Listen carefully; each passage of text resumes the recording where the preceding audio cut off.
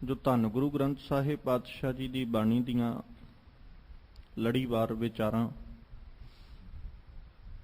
ਰੋਜ਼ਾਨਾ ਆਪ ਸੰਗਤਾਂ ਗੁਰੂ ਦਰਬਾਰ ਅੰਦਰ ਜੁੜ ਕਰਕੇ ਔਰ ਆਪਣੇ ਆਪਣੇ ਘਰਾਂ ਦੇ ਵਿੱਚ ਟੈਲੀਵਿਜ਼ਨ ਔਰ ਮੀਡੀਆ ਦੇ ਮਾਧਿਅਮ ਰਾਹੀਂ ਇਸ ਅਸਥਾਨ ਤੋਂ ਸਰਵਣ ਕਰਦੀਆਂ ਹੋ ਉਹ ਚੱਲ ਰਹੀਆਂ ਲੜੀਵਾਰ ਗੁਰਬਾਣੀ ਵਿਚਾਰਾਂ ਦੇ ਨਾਲ ਆਪਾਂ ਸਾਂਝ ਪਾਈਏ। ਵਿਚਾਰਾਂ ਆਰੰਭਣ ਤੋਂ ਪਹਿਲਾਂ ਸਤਿਗੁਰੂ ਧੰਨ ਗੁਰੂ ਗ੍ਰੰਥ ਸਾਹਿਬ ਜੀ ਕਿਰਪਾ ਕਰਨ, ਆਪਣਾ ਮਿਹਰ ਭਰਿਆ ਹੱਥ ਸਿਰ ਤੇ ਰੱਖਣ। ਸਤਿਗੁਰੂ ਜੀ ਆਪ ਵਿੱਚ ਵਰਤ ਕੇ ਆਪਣੀ ਬਾਣੀ ਦੀ, ਆਪਣੇ ਸ਼ਬਦ ਦੀ ਵਿਚਾਰ ਕਰਵਾ ਲੈਣ ਔਰ ਆਪ ਸਰਬਤ ਸੰਗਤ ਬਖਸ਼ੋ ਅਸੀਸ, ਕੋਈ ਰਸਨਾ ਵਾਂਝੀ ਨਾ ਰਹੇ। ਦੋਵੇਂ ਹੱਥ ਜੋੜ ਆਪਣੀਆਂ ਮਨ ਬਿਰਤੀਆਂ ਇਕਾਗਰ ਕਰਦਿਆਂ ਹੋਇਆਂ ਲਵਾਓ ਗੁਰੂ ਚਰਨਾਂ ਵਿੱਚ ਹਾਜ਼ਰੀ ਅਦਬ ਸਹਿਤ। ਸਰਬਤ ਸੰਗਤ ਮਿਲ ਕਰਕੇ ਉਚਾਰਨ ਕਰੋ ਜੀ ਸਤਨਾਮ ਸ੍ਰੀ ਵਾਹਿਗੁਰੂ ਸਾਹਿਬ ਜੀ। ਇੱਕ ਵਾਰ ਫਿਰ ਕਰੋ ਰਸਨਾਵਾਂ ਪਵਿੱਤਰ, ਦੋਵੇਂ ਹੱਥ ਜੋੜ ਮਨ ਬਿਰਤੀਆਂ ਇਕਾਗਰ ਕਰਦਿਆਂ ਮਿਲ ਕੇ ਆਖੋ ਜੀ ਸਤਨਾਮ ਸ੍ਰੀ ਵਾਹਿਗੁਰੂ ਸਾਹਿਬ ਜੀ। ਵਾਹਿਗੁਰੂ ਸਾਹਿਬ ਜੀ। ਸ਼ਲੋਕ ਭਗਤ ਕਬੀਰ ਜੀਓ ਕੇ ਇਕ ਓੰਕਾਰ ਸਤ ਗੁਰ ਪ੍ਰਸਾਦ। ਕਬੀਰ ਰਾਮ ਕਹਿਨ ਮਹਿ ਭੇਦ ਹੈ, ਤਾ ਮਹਿ ਏਕ ਵਿਚਾਰ।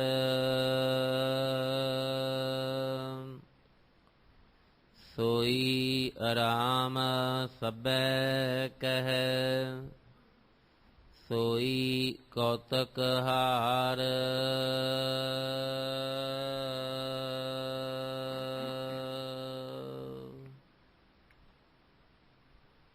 ਜਿਸ ਪਾਵਨ ਸ਼ਬਦ ਦਾ ਪਾਠ ਆਪ ਸੰਗਤ ਨੇ ਸਰਵਣ ਕੀਤਾ ਹੈ, ਇਹ ਪਾਵਨ ਬਚਨ ਭਗਤ ਕਬੀਰ ਸਾਹਿਬ ਜੀ ਦੀ ਰਸਨਾ ਤੋਂ ਉਚਾਰਨ ਕੀਤਾ ਹੋਇਆ। ਸ਼ਲੋਕ ਭਗਤ ਕਬੀਰ ਜੀਓ ਕੇ ਸਰਲੇਖ ਹੇਠ ਗੁਰੂ ਗ੍ਰੰਥ ਸਾਹਿਬ ਪਾਤਸ਼ਾਹ ਜੀ ਦੇ ਪਾਵਨ ਅੰਗ 1374 ਦੇ ਉੱਪਰ ਸੁਭਾਇਮਾਨ ਹੈ। ਇਹਦੇ ਤੋਂ ਪਹਿਲਾਂ ਆਪ ਸੰਗਤਾਂ 199 ਸ਼ਲੋਕਾਂ ਤੱਕ ਦੀ ਵਿਚਾਰ ਜਿਹੜੀ ਹੈ ਉਹ ਕੱਲ ਦੇ ਦੀਵਾਨਾਂ ਤੱਕ ਸਰਵਣ ਕਰ ਚੁੱਕੀਆਂ ਹੋ। ਅੱਜ ਅਗਲੇਰੇ 3 ਸ਼ਲੋਕਾਂ ਦਾ ਪਾਠ ਆਪ ਸੰਗਤ ਨੇ ਸਰਵਣ ਕੀਤਾ ਹੈ, ਜਿਹਦੇ ਵਿੱਚ ਅੱਜ ਭਗਤ ਕਬੀਰ ਸਾਹਿਬ ਜੀ ਨੇ ਸਾਡੇ ਮਨਾਂ ਵਿਚਲੇ ਇੱਕ ਭਰਮ ਨੂੰ ਨਿਵਰਤ ਕੀਤਾ ਹੈ।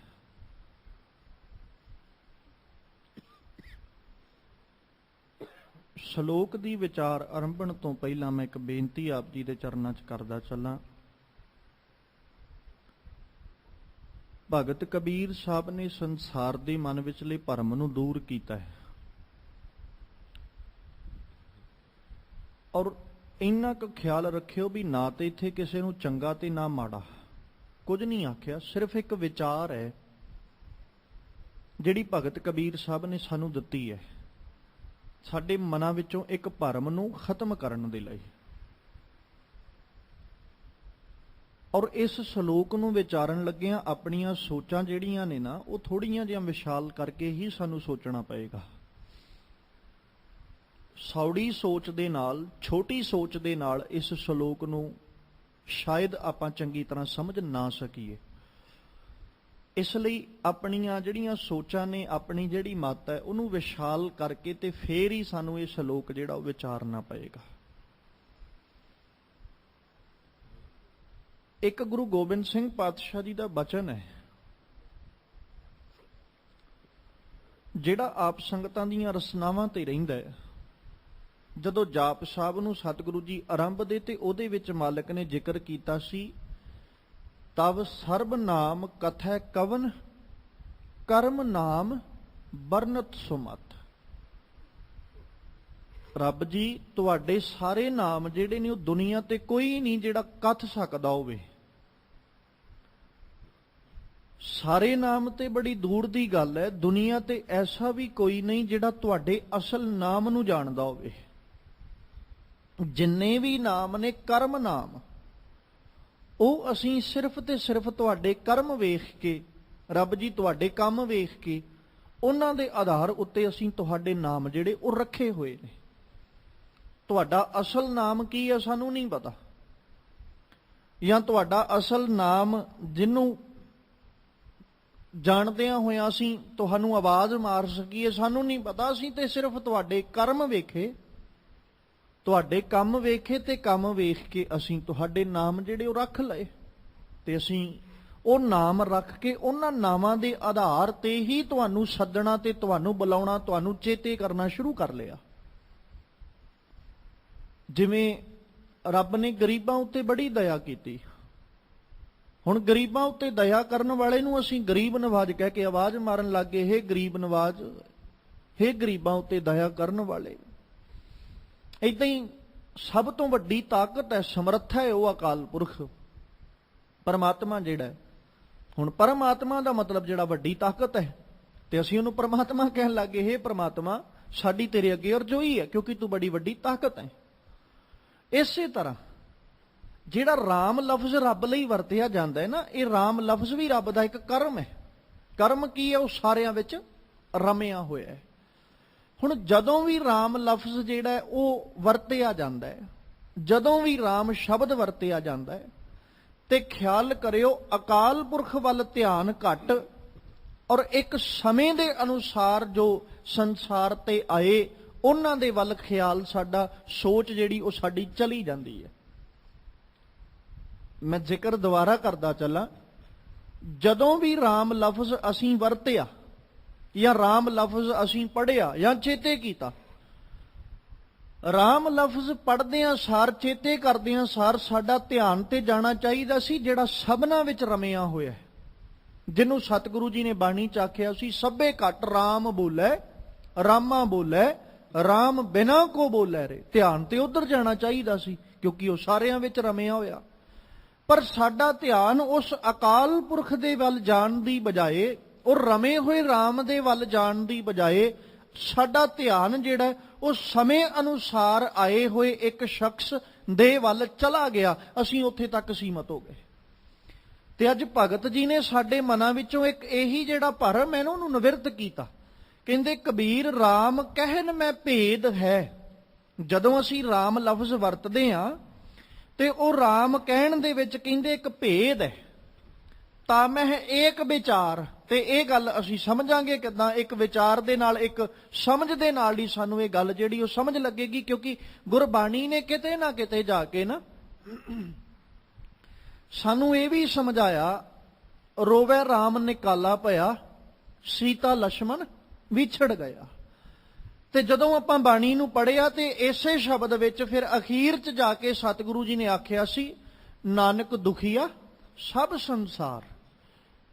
ਹੁਣ ਜ਼ਿਕਰ ਜਿਹੜਾ ਸਤਿਗੁਰੂ ਜੀ ਨੇ ਕੀਤਾ ਰੋਵੇ ਰਾਮ ਨਿਕਾਲਾ, ਕਿਉਂਕਿ ਕਿਤੇ ਨਾ ਕਿਤੇ ਉਹ ਵੀ ਸਰੀਰਕ ਤੌਰ ਤੇ ਆਏ ਤੇ ਉਹਨਾਂ ਨੇ ਵੀ ਦੁੱਖ ਨੂੰ ਆਪਣੇ ਤਨ ਉੱਤੇ ਝੱਲਿਆ, ਤਨ ਉੱਤੇ ਸਹੇੜਿਆ। ਤੇ ਉਹ ਦੁੱਖ ਸਹੇੜਦਿਆਂ ਹੋਇਆਂ ਜਦੋਂ ਸੀਤਾ ਲਛਮਣ ਦੇ ਨਾਲੋਂ ਵਿਛੋੜਾ ਪੈਂਦਾ ਹੈ ਤੇ ਕਿਤੇ ਨਾ ਕਿਤੇ ਮਨ ਉਦਾਸ ਹੁੰਦਾ ਹੈ।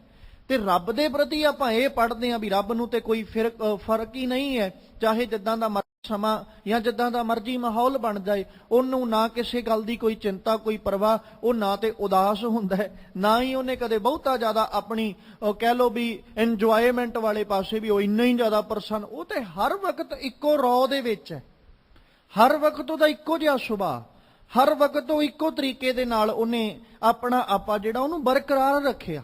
ਉਹਨੇ ਸਮੇਂ ਦੇ ਅਨੁਸਾਰ ਆਪਣੇ ਸੁਭਾਅ ਨੂੰ ਬਦਲਿਆ ਨਹੀਂ, ਉਹਨੇ ਸਮੇਂ ਦੇ ਅਨੁਸਾਰ ਆਪਣੇ ਨੇਚਰ ਨੂੰ ਨਹੀਂ ਬਦਲਿਆ, ਉਹਨੇ ਸਮੇਂ ਅਨੁਸਾਰ ਆਪਣੀ ਵਿਚਾਰ ਨੂੰ ਨਹੀਂ ਬਦਲਿਆ, ਉਹਨੇ ਸਮੇਂ ਅਨੁਸਾਰ ਆਪਣੇ ਜਿਉਣ ਦੇ ਢੰਗ ਨੂੰ ਨਹੀਂ ਬਦਲਿਆ। ਉਹ ਉਸੇ ਪ੍ਰਕਾਰ ਹੀ ਹੈ ਜਿਵੇਂ ਉਹ ਸੀ, ਅੱਜ ਵੀ ਉਸੇ ਤਰ੍ਹਾਂ ਹੀ ਬੈਠਾ ਹੈ। ਜਿਵੇਂ ਸੰਸਾਰ ਬਣਨ ਤੋਂ ਪਹਿਲਾਂ ਸੀ ਨਾ, ਸੰਸਾਰ ਬਣਨ ਤੋਂ ਪਹਿਲਾਂ ਜਿਵੇਂ ਉਹ ਅਕਾਲ ਪੁਰਖ ਅਲੱਗ ਸੀ, ਨਿਰਲੇਪ ਸੀ, ਉਵੇਂ ਹੀ ਸੰਸਾਰ ਬਣਿਆ, ਉਹ ਫੇਰ ਅਲੱਗ ਹੈ, ਨਿਰਲੇਪ ਹੈ। ਤੇ ਅੱਜ ਸੰਸਾਰ ਦੇ ਵਿੱਚ ਹੈ, ਅੱਜ ਸੰਸਾਰ ਵਿੱਚ ਰਹਿੰਦਾ ਹੋਇਆ ਵੀ ਅਲੱਗ ਤੇ ਨਿਰਲੇਪ ਹੈ। ਕੱਲ ਨੂੰ ਹੋ ਸਕਦਾ ਸੰਸਾਰ ਨਾ ਹੋਵੇ, ਦੁਨੀਆ ਨਾ ਹੋਵੇ, ਤੇ ਉਹ ਅਕਾਲ ਪੁਰਖ ਫਿਰ ਵੀ ਅਲੱਗ ਤੇ ਨਿਰਲੇਪ ਹੀ ਹੋਏਗਾ।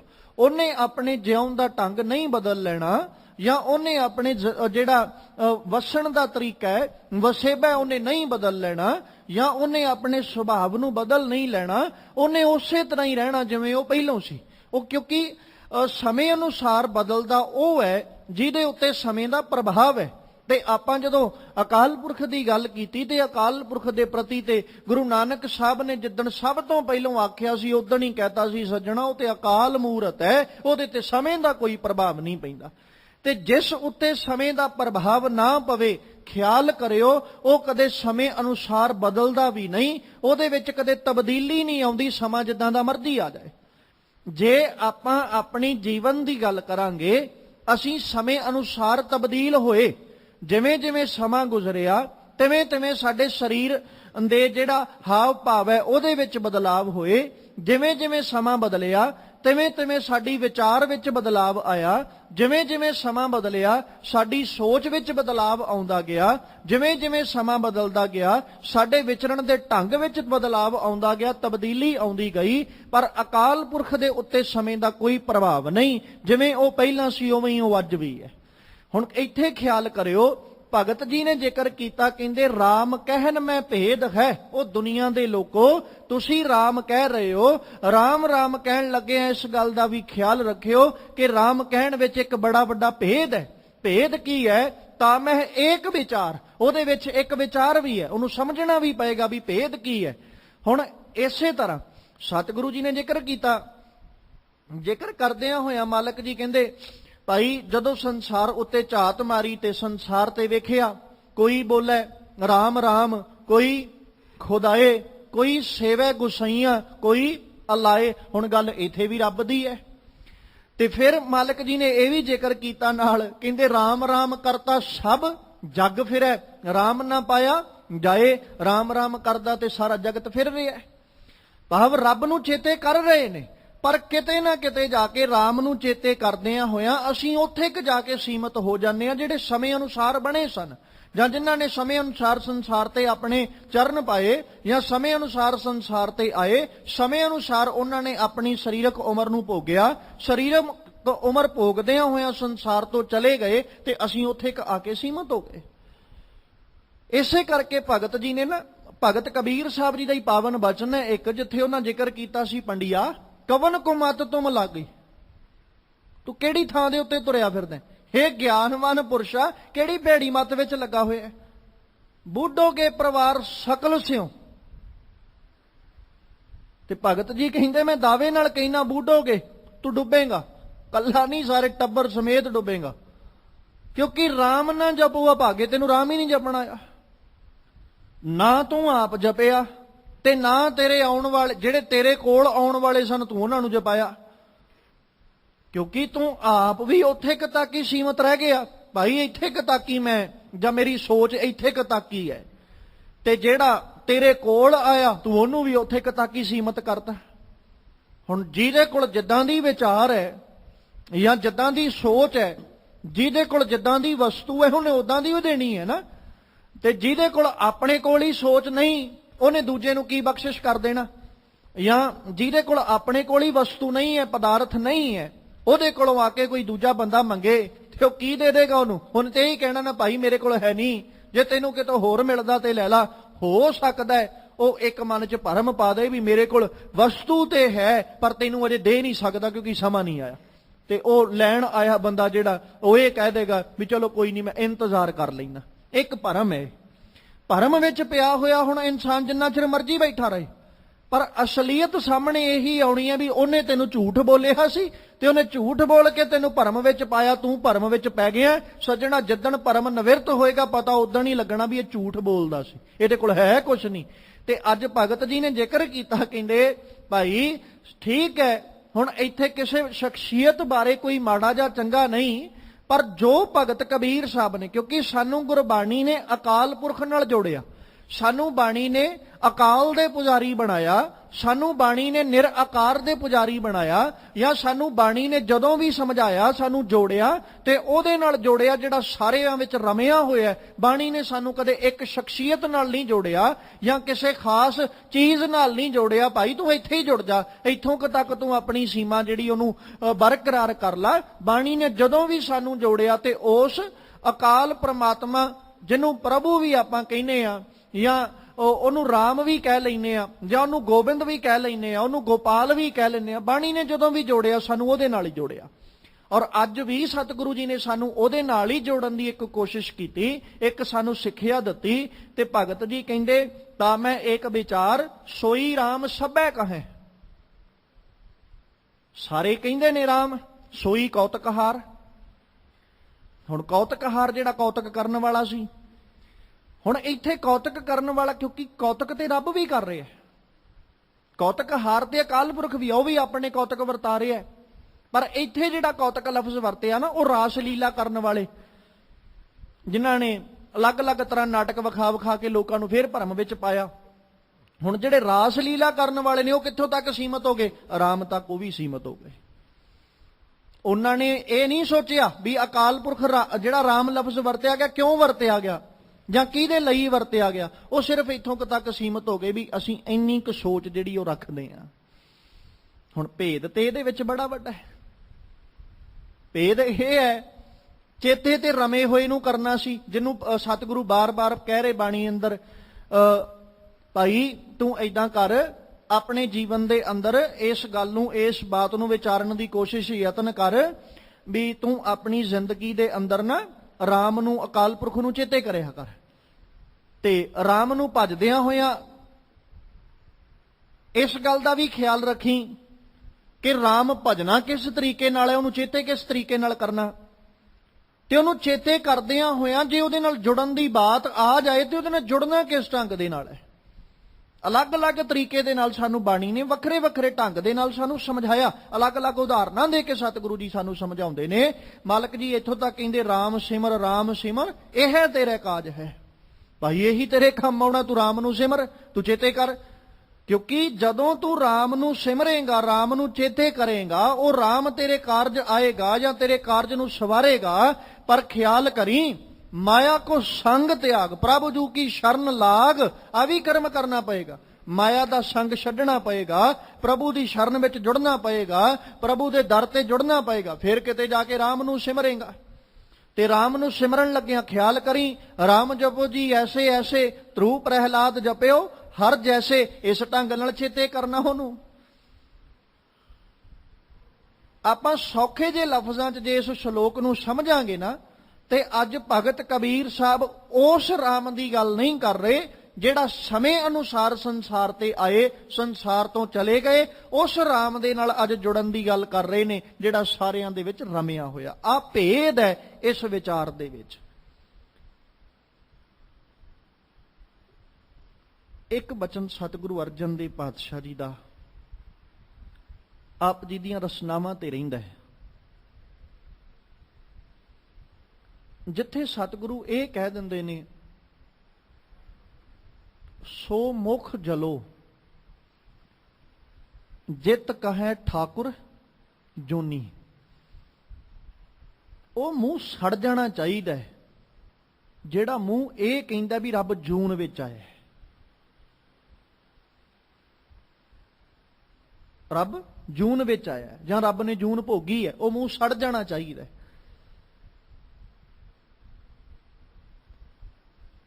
ਔਰ ਕਿਤੇ ਨਾ ਕਿਤੇ ਜਾ ਕੇ ਮੈਂ ਪਹਿਲਾਂ ਤੁਹਾਡੇ ਚਰਨਾਂ 'ਚ ਬੇਨਤੀ ਕੀਤੀ ਸੀ ਵੀ ਸੋਚ ਥੋੜੀ ਵਿਸ਼ਾਲ ਕਰਕੇ ਇਸ ਸ਼ਲੋਕ ਨੂੰ ਸਮਝਿਓ, ਵਿਚਾਰਿਓ, ਕਿਉਂਕਿ ਜੇ ਸੌੜੀ ਸੋਚ ਰੱਖ ਲਈ ਨਾ, ਹੋ ਸਕਦਾ ਸਾਡੇ ਮਨ ਵਿੱਚ ਇਹ ਭਰਮ ਪੈ ਜਾਏ ਜੀ ਨਹੀਂ ਇੱਥੇ ਤੇ ਕਿਸੇ ਨੂੰ ਮੰਦਾ ਜਾਂ ਚੰਗਾ ਬੋਲਿਆ ਗਿਆ ਹੈ,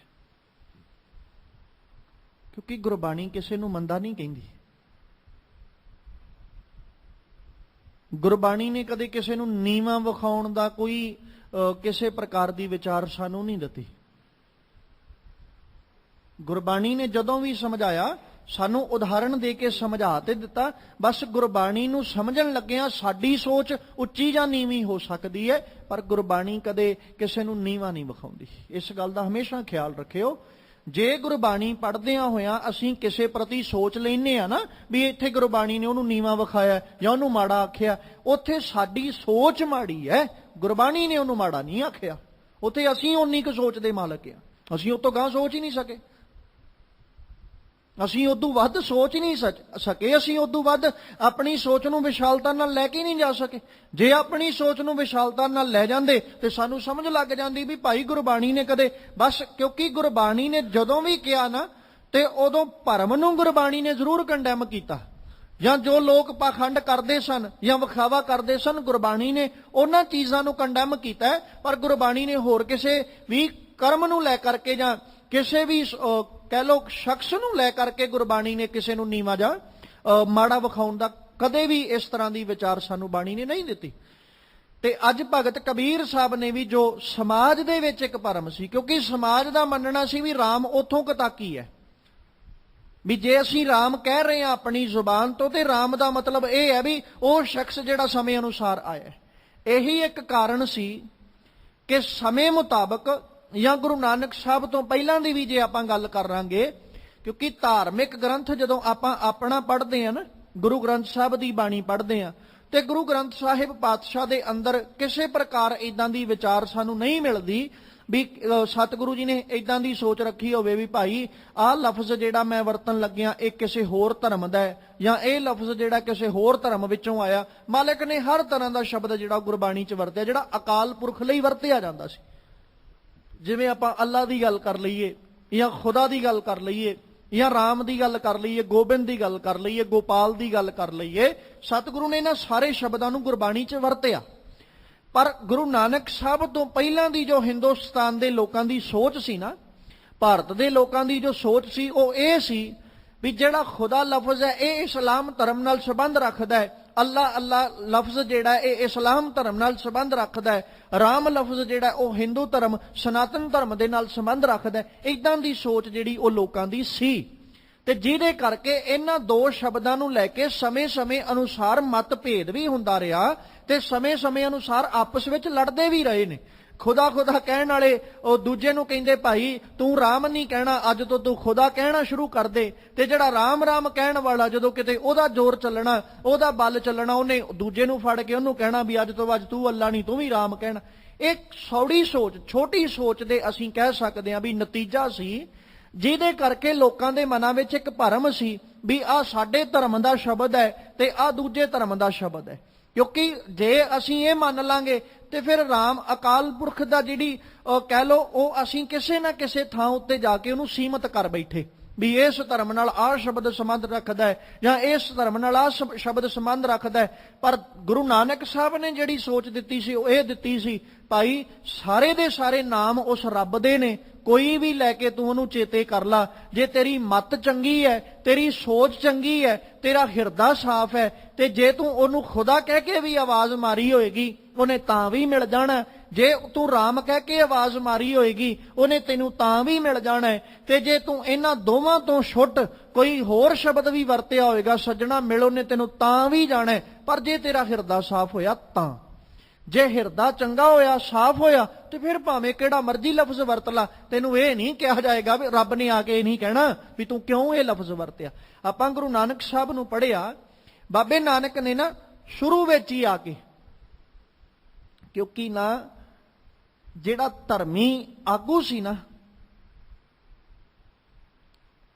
ਉਹਨੇ ਗੁਰੂ ਨਾਨਕ ਸਾਹਿਬ ਦਾ ਜਾਂ ਭਗਤ ਸਾਹਿਬਾਨਾਂ ਦਾ ਬੜਾ ਵਿਰੋਧ ਕੀਤਾ।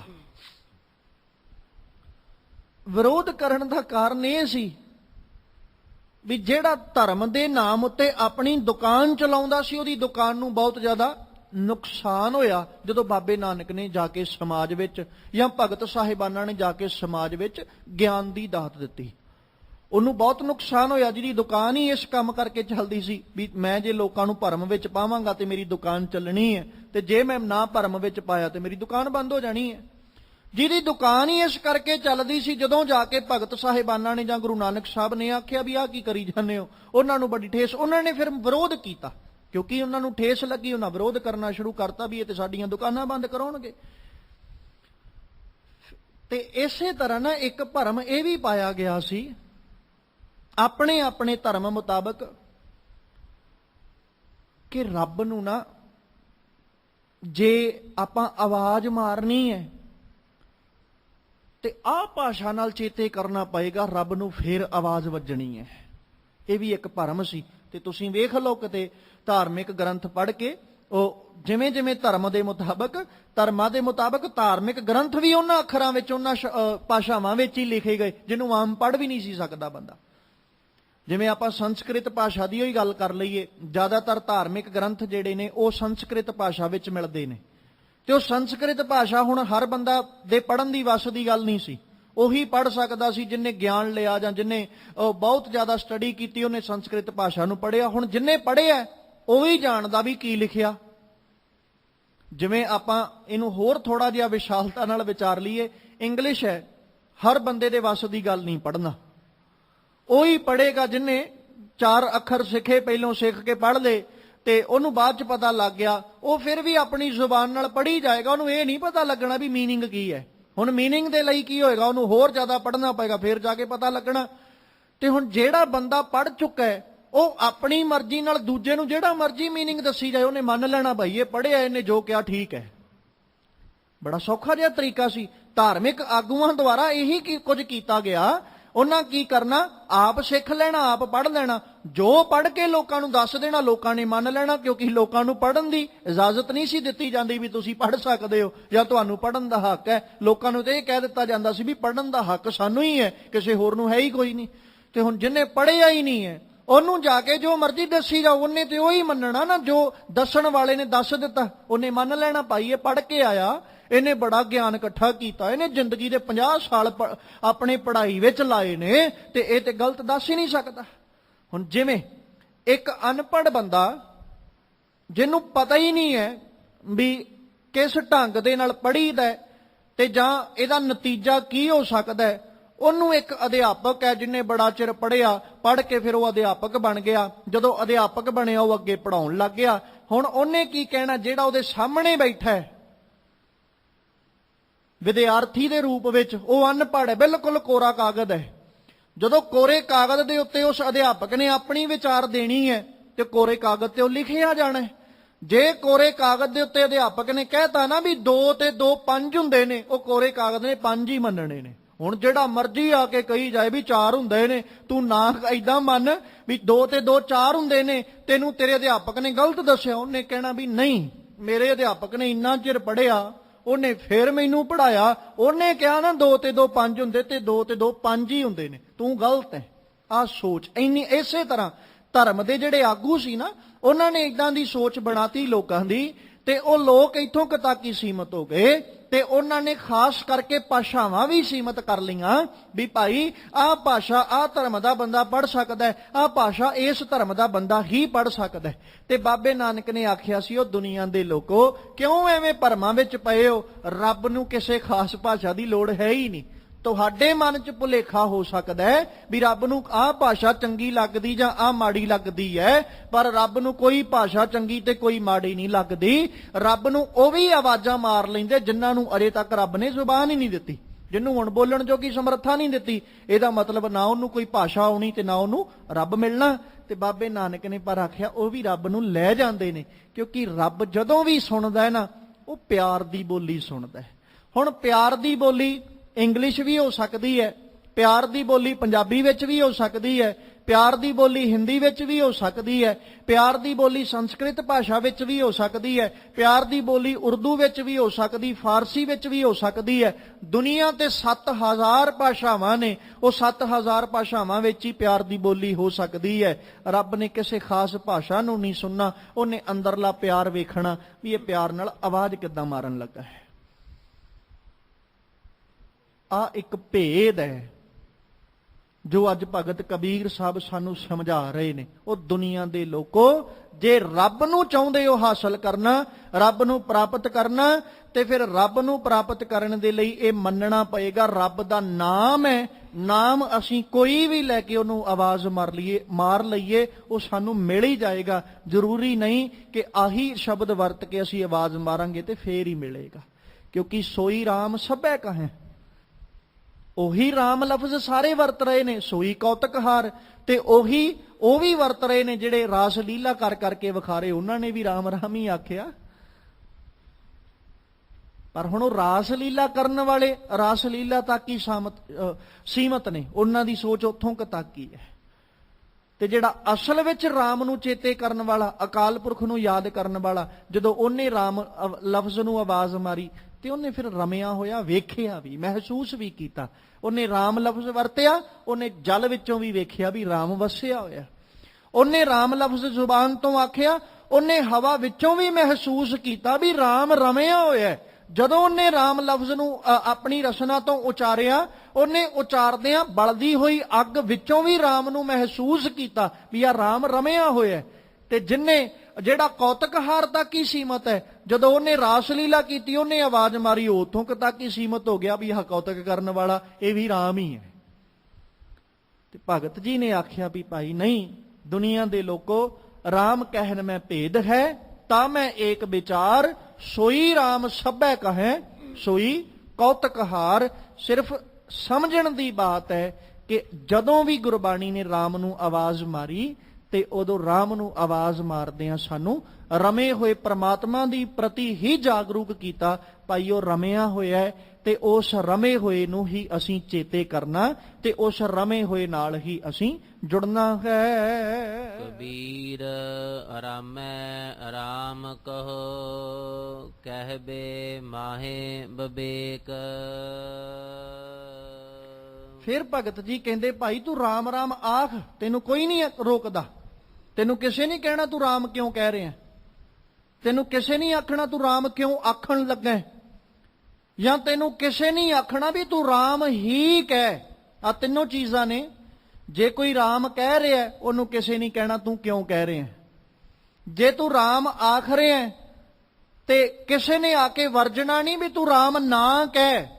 ਤੇ ਜੇ ਕੋਈ ਰਾਮ ਆਖਣ ਲੱਗੇਗਾ ਤੇ ਉਹਨੂੰ ਕਿਸੇ ਇਹ ਨਹੀਂ ਕਹਿਣਾ ਵੀ ਤੂੰ ਕਿਉਂ ਕਹਿਣ ਲੱਗਾ ਹੈ। ਆਪਣੀ ਮਰਜ਼ੀ ਹੈ ਭਾਈ, ਰੱਬ ਨੂੰ ਅਸੀਂ ਕਿਸੇ ਨਾਮ ਨਾਲ ਚੇਤੇ ਕਰ ਲਈਏ, ਉਹ ਤੇ ਸਾਡੇ ਤੇ ਨਿਰਭਰ ਕਰਦਾ ਨਾ। ਰੱਬ ਨੂੰ ਅਸੀਂ ਚੇਤੇ ਕਰਨਾ ਹੈ, ਅਸੀਂ ਉਹਦੀ ਯਾਦ ਵਿੱਚ ਜੁੜਨਾ, ਉਹਦੇ ਚਿੰਤਨ ਵਿੱਚ ਜੁੜਨਾ, ਤੇ ਅਸੀਂ ਕਿਸ ਨਾਮ ਨਾਲ ਆਵਾਜ਼ ਮਾਰਨੀ ਹੈ ਇਹ ਸਾਡੇ ਤੇ ਨਿਰਭਰ ਕਰਦਾ ਸਾਨੂੰ। ਕਿਉਂਕਿ ਇੱਕ ਧਰਮ ਹੀ ਐਸਾ ਹੈ ਜਿਹਨੂੰ ਬੰਦਾ ਆਪਣੀ ਮਰਜ਼ੀ ਨਾਲ ਅਪਣਾ ਸਕਦਾ। ਇੱਕ ਧਰਮ ਹੀ ਐਸਾ ਹੈ ਜਿਸ ਮਰਜ਼ੀ ਤਰੀਕੇ ਨਾਲ ਕੋਈ ਵੀ ਇਨਸਾਨ ਧਰਮ ਨੂੰ ਅਪਣਾਉਂਦਾ ਹੋਇਆ, ਧਰਮ ਦੇ ਨਿਯਮਾਂ ਦੀ ਪਾਲਣਾ ਕਰਦਾ ਹੋਇਆ, ਧਰਮ ਦੇ ਨਿਯਮਾਂ ਨੂੰ ਪਾਲਦਾ ਹੋਇਆ ਆਪਣੀ ਮਰਜ਼ੀ ਨਾਲ ਅਕਾਲ ਪੁਰਖ ਪਰਮਾਤਮਾ ਨੂੰ ਆਵਾਜ਼ ਮਾਰ ਸਕਦਾ ਹੈ। ਤੇ ਆਵਾਜ਼ ਮਾਰਨ ਲੱਗਿਆਂ ਸਾਨੂੰ ਕਿਸੇ ਨੇ ਰੋਕਣਾ ਜਾਂ ਵਰਜਣਾ ਨਹੀਂ ਵੀ ਅਸੀਂ ਕਿਉਂ ਮਾਰਨ ਲੱਗੇ ਆ। ਉਹ ਸਾਡੇ ਤੇ ਨਿਰਭਰ ਕਰਦਾ ਸੀ ਕਿਸ ਲਫ਼ਜ਼, ਕਿਸ ਸ਼ਬਦ ਨਾਲ, ਕਿਸ ਨਾਮ ਨਾਲ ਰੱਬ ਨੂੰ ਆਵਾਜ਼ ਮਾਰਨ ਲੱਗੇ ਆ। ਉਹ ਸਾਡੇ ਤੇ ਜੋ ਸਾਨੂੰ ਚੰਗਾ ਲੱਗੇ, ਜੋ ਸਾਡੇ ਮਨ ਨੂੰ ਭਾਵੇ ਵੀ ਆਹ ਨਾਮ ਬੜਾ ਮੈਨੂੰ ਚੰਗਾ ਲੱਗਦਾ ਹੈ ਤੇ ਮੈਂ ਇਦਾਂ ਹੀ ਰੱਬ ਨੂੰ, ਕਿਉਂਕਿ ਜਿਹੜਾ ਨਾਮ ਸਾਨੂੰ ਚੰਗਾ ਲੱਗੇਗਾ ਨਾ ਕਿਤੇ ਅਸੀਂ ਕਹਿ ਸਕਦੇ ਹਾਂ ਵੀ ਅਸੀਂ ਰੱਬ ਦੇ ਉਸ ਗੁਣ ਨੂੰ ਮਹਿਸੂਸ ਕੀਤਾ ਹੈ, ਤਾਂ ਕਰਕੇ ਮੈਨੂੰ ਉਹ ਚੰਗਾ ਲੱਗ ਰਿਹਾ ਹੈ। ਜੇ ਅਸੀਂ ਰਾਮ ਲਈ ਲਫ਼ਜ਼ ਵਰਤਿਆ ਬਈ ਗੋਪਾਲ ਹੈ, ਹੁਣ ਅਸੀਂ ਗੋਪਾਲ ਕਹਿ ਕੇ ਉਹਨੂੰ ਆਵਾਜ਼ ਮਾਰ ਲਈ, ਉਹਨੇ ਆ ਜਾਣਾ। ਗੱਲ ਤੇ ਇਹ ਹੈ ਵੀ ਅਸੀਂ ਕਿਹੜੇ ਨਾਮ ਨਾਲ ਆਵਾਜ਼ ਮਾਰਨ ਲੱਗੇ ਹਾਂ। ਗੋਪਾਲ ਕਹਿ ਕੇ ਜੇ ਆਵਾਜ਼ ਮਾਰੀ ਹੈ, ਸਾਨੂੰ ਗੋਪਾਲ ਆਖਣਾ ਬੜਾ ਚੰਗਾ ਲੱਗਦਾ ਹੈ। ਗੋਪਾਲ ਆਖਣਾ ਚੰਗਾ ਇਸ ਕਰਕੇ ਲੱਗ ਰਿਹਾ ਹੈ ਕਿਉਂਕਿ ਅਸੀਂ ਉਸ ਧਰਤੀ ਦੇ ਪਾਲਣਹਾਰ ਨੂੰ ਮਹਿਸੂਸ ਕੀਤਾ ਹੈ ਵੀ ਉਹ ਧਰਤੀ ਨੂੰ ਪਾਲ ਰਿਹਾ। ਜਦੋਂ ਮਹਿਸੂਸ ਕੀਤਾ ਸਾਡੇ ਮਨ ਨੂੰ ਬੜਾ ਚੰਗਾ ਲੱਗਾ ਤੇ ਉਹਨੇ ਮਨ ਨੇ ਆਖਿਆ ਤੂੰ ਗੋਪਾਲ ਕਹਿ ਕੇ ਹੀ ਆਵਾਜ਼ ਮਾਰ। ਤੇ ਗੋਪਾਲ ਕਹਿ ਕੇ ਆਵਾਜ਼ ਮਾਰ ਲਓ। ਰੋਕਣਾ ਨਹੀਂ ਹੈ। ਰੱਬ ਨੇ ਇਹ ਨਹੀਂ ਕਹਿਣਾ ਤੂੰ ਮੈਨੂੰ ਕਿਹੜਾ ਨਾਂ ਲੈ ਕੇ ਆਵਾਜ਼ ਮਾਰੀ ਤੇ ਮੈਂ ਕਿਵੇਂ ਆਵਾਂ, ਤੂੰ ਆਹ ਨਾਮ ਲੈ ਮੈਂ ਫੇਰ ਆਵਾਂਗਾ। ਇਸ ਲਈ ਮੈਂ ਪਹਿਲੋਂ ਜ਼ਿਕਰ ਕਰਤਾ ਸੀ ਵੀ ਤਵ ਸਰਬ ਨਾਮ ਕਥੈ ਕਵਨ ਕਰਮ ਨਾਮ ਵਰਨਤ ਸੁਮਤ। ਉਹਦੇ ਕੰਮਾਂ ਦੇ ਆਧਾਰ ਤੇ ਨਾਮ ਨੇ ਸਾਰੇ। ਜਿਹੜਾ ਕਰਮ ਅਸੀਂ ਮਹਿਸੂਸ ਕੀਤਾ ਉਸ ਕਰਮ ਦੇ ਆਧਾਰ ਤੇ ਅਸੀਂ ਉਹਨੂੰ ਆਵਾਜ਼ ਵੀ ਮਾਰ ਲਾਂਗੇ, ਉਹਨੇ ਫਿਰ ਵੀ ਆ ਜਾਣਾ। ਹੁਣ ਇੱਕ ਮੈਂ ਇੱਥੇ ਹੋਰ ਨਿੱਕੀ ਜਿਹੀ ਬੇਨਤੀ ਕਰਦਾ ਚੱਲਾਂ। ਭਗਤ ਧੰਨਾ ਜੀ ਦਾ ਕੁਝ ਕੁ ਦਿਨ ਪਹਿਲੋਂ ਆਪਾਂ ਜਨਮ ਦਿਹਾੜਾ ਜਿਹੜਾ ਉਹ ਮਨਾਇਆ ਹੈ।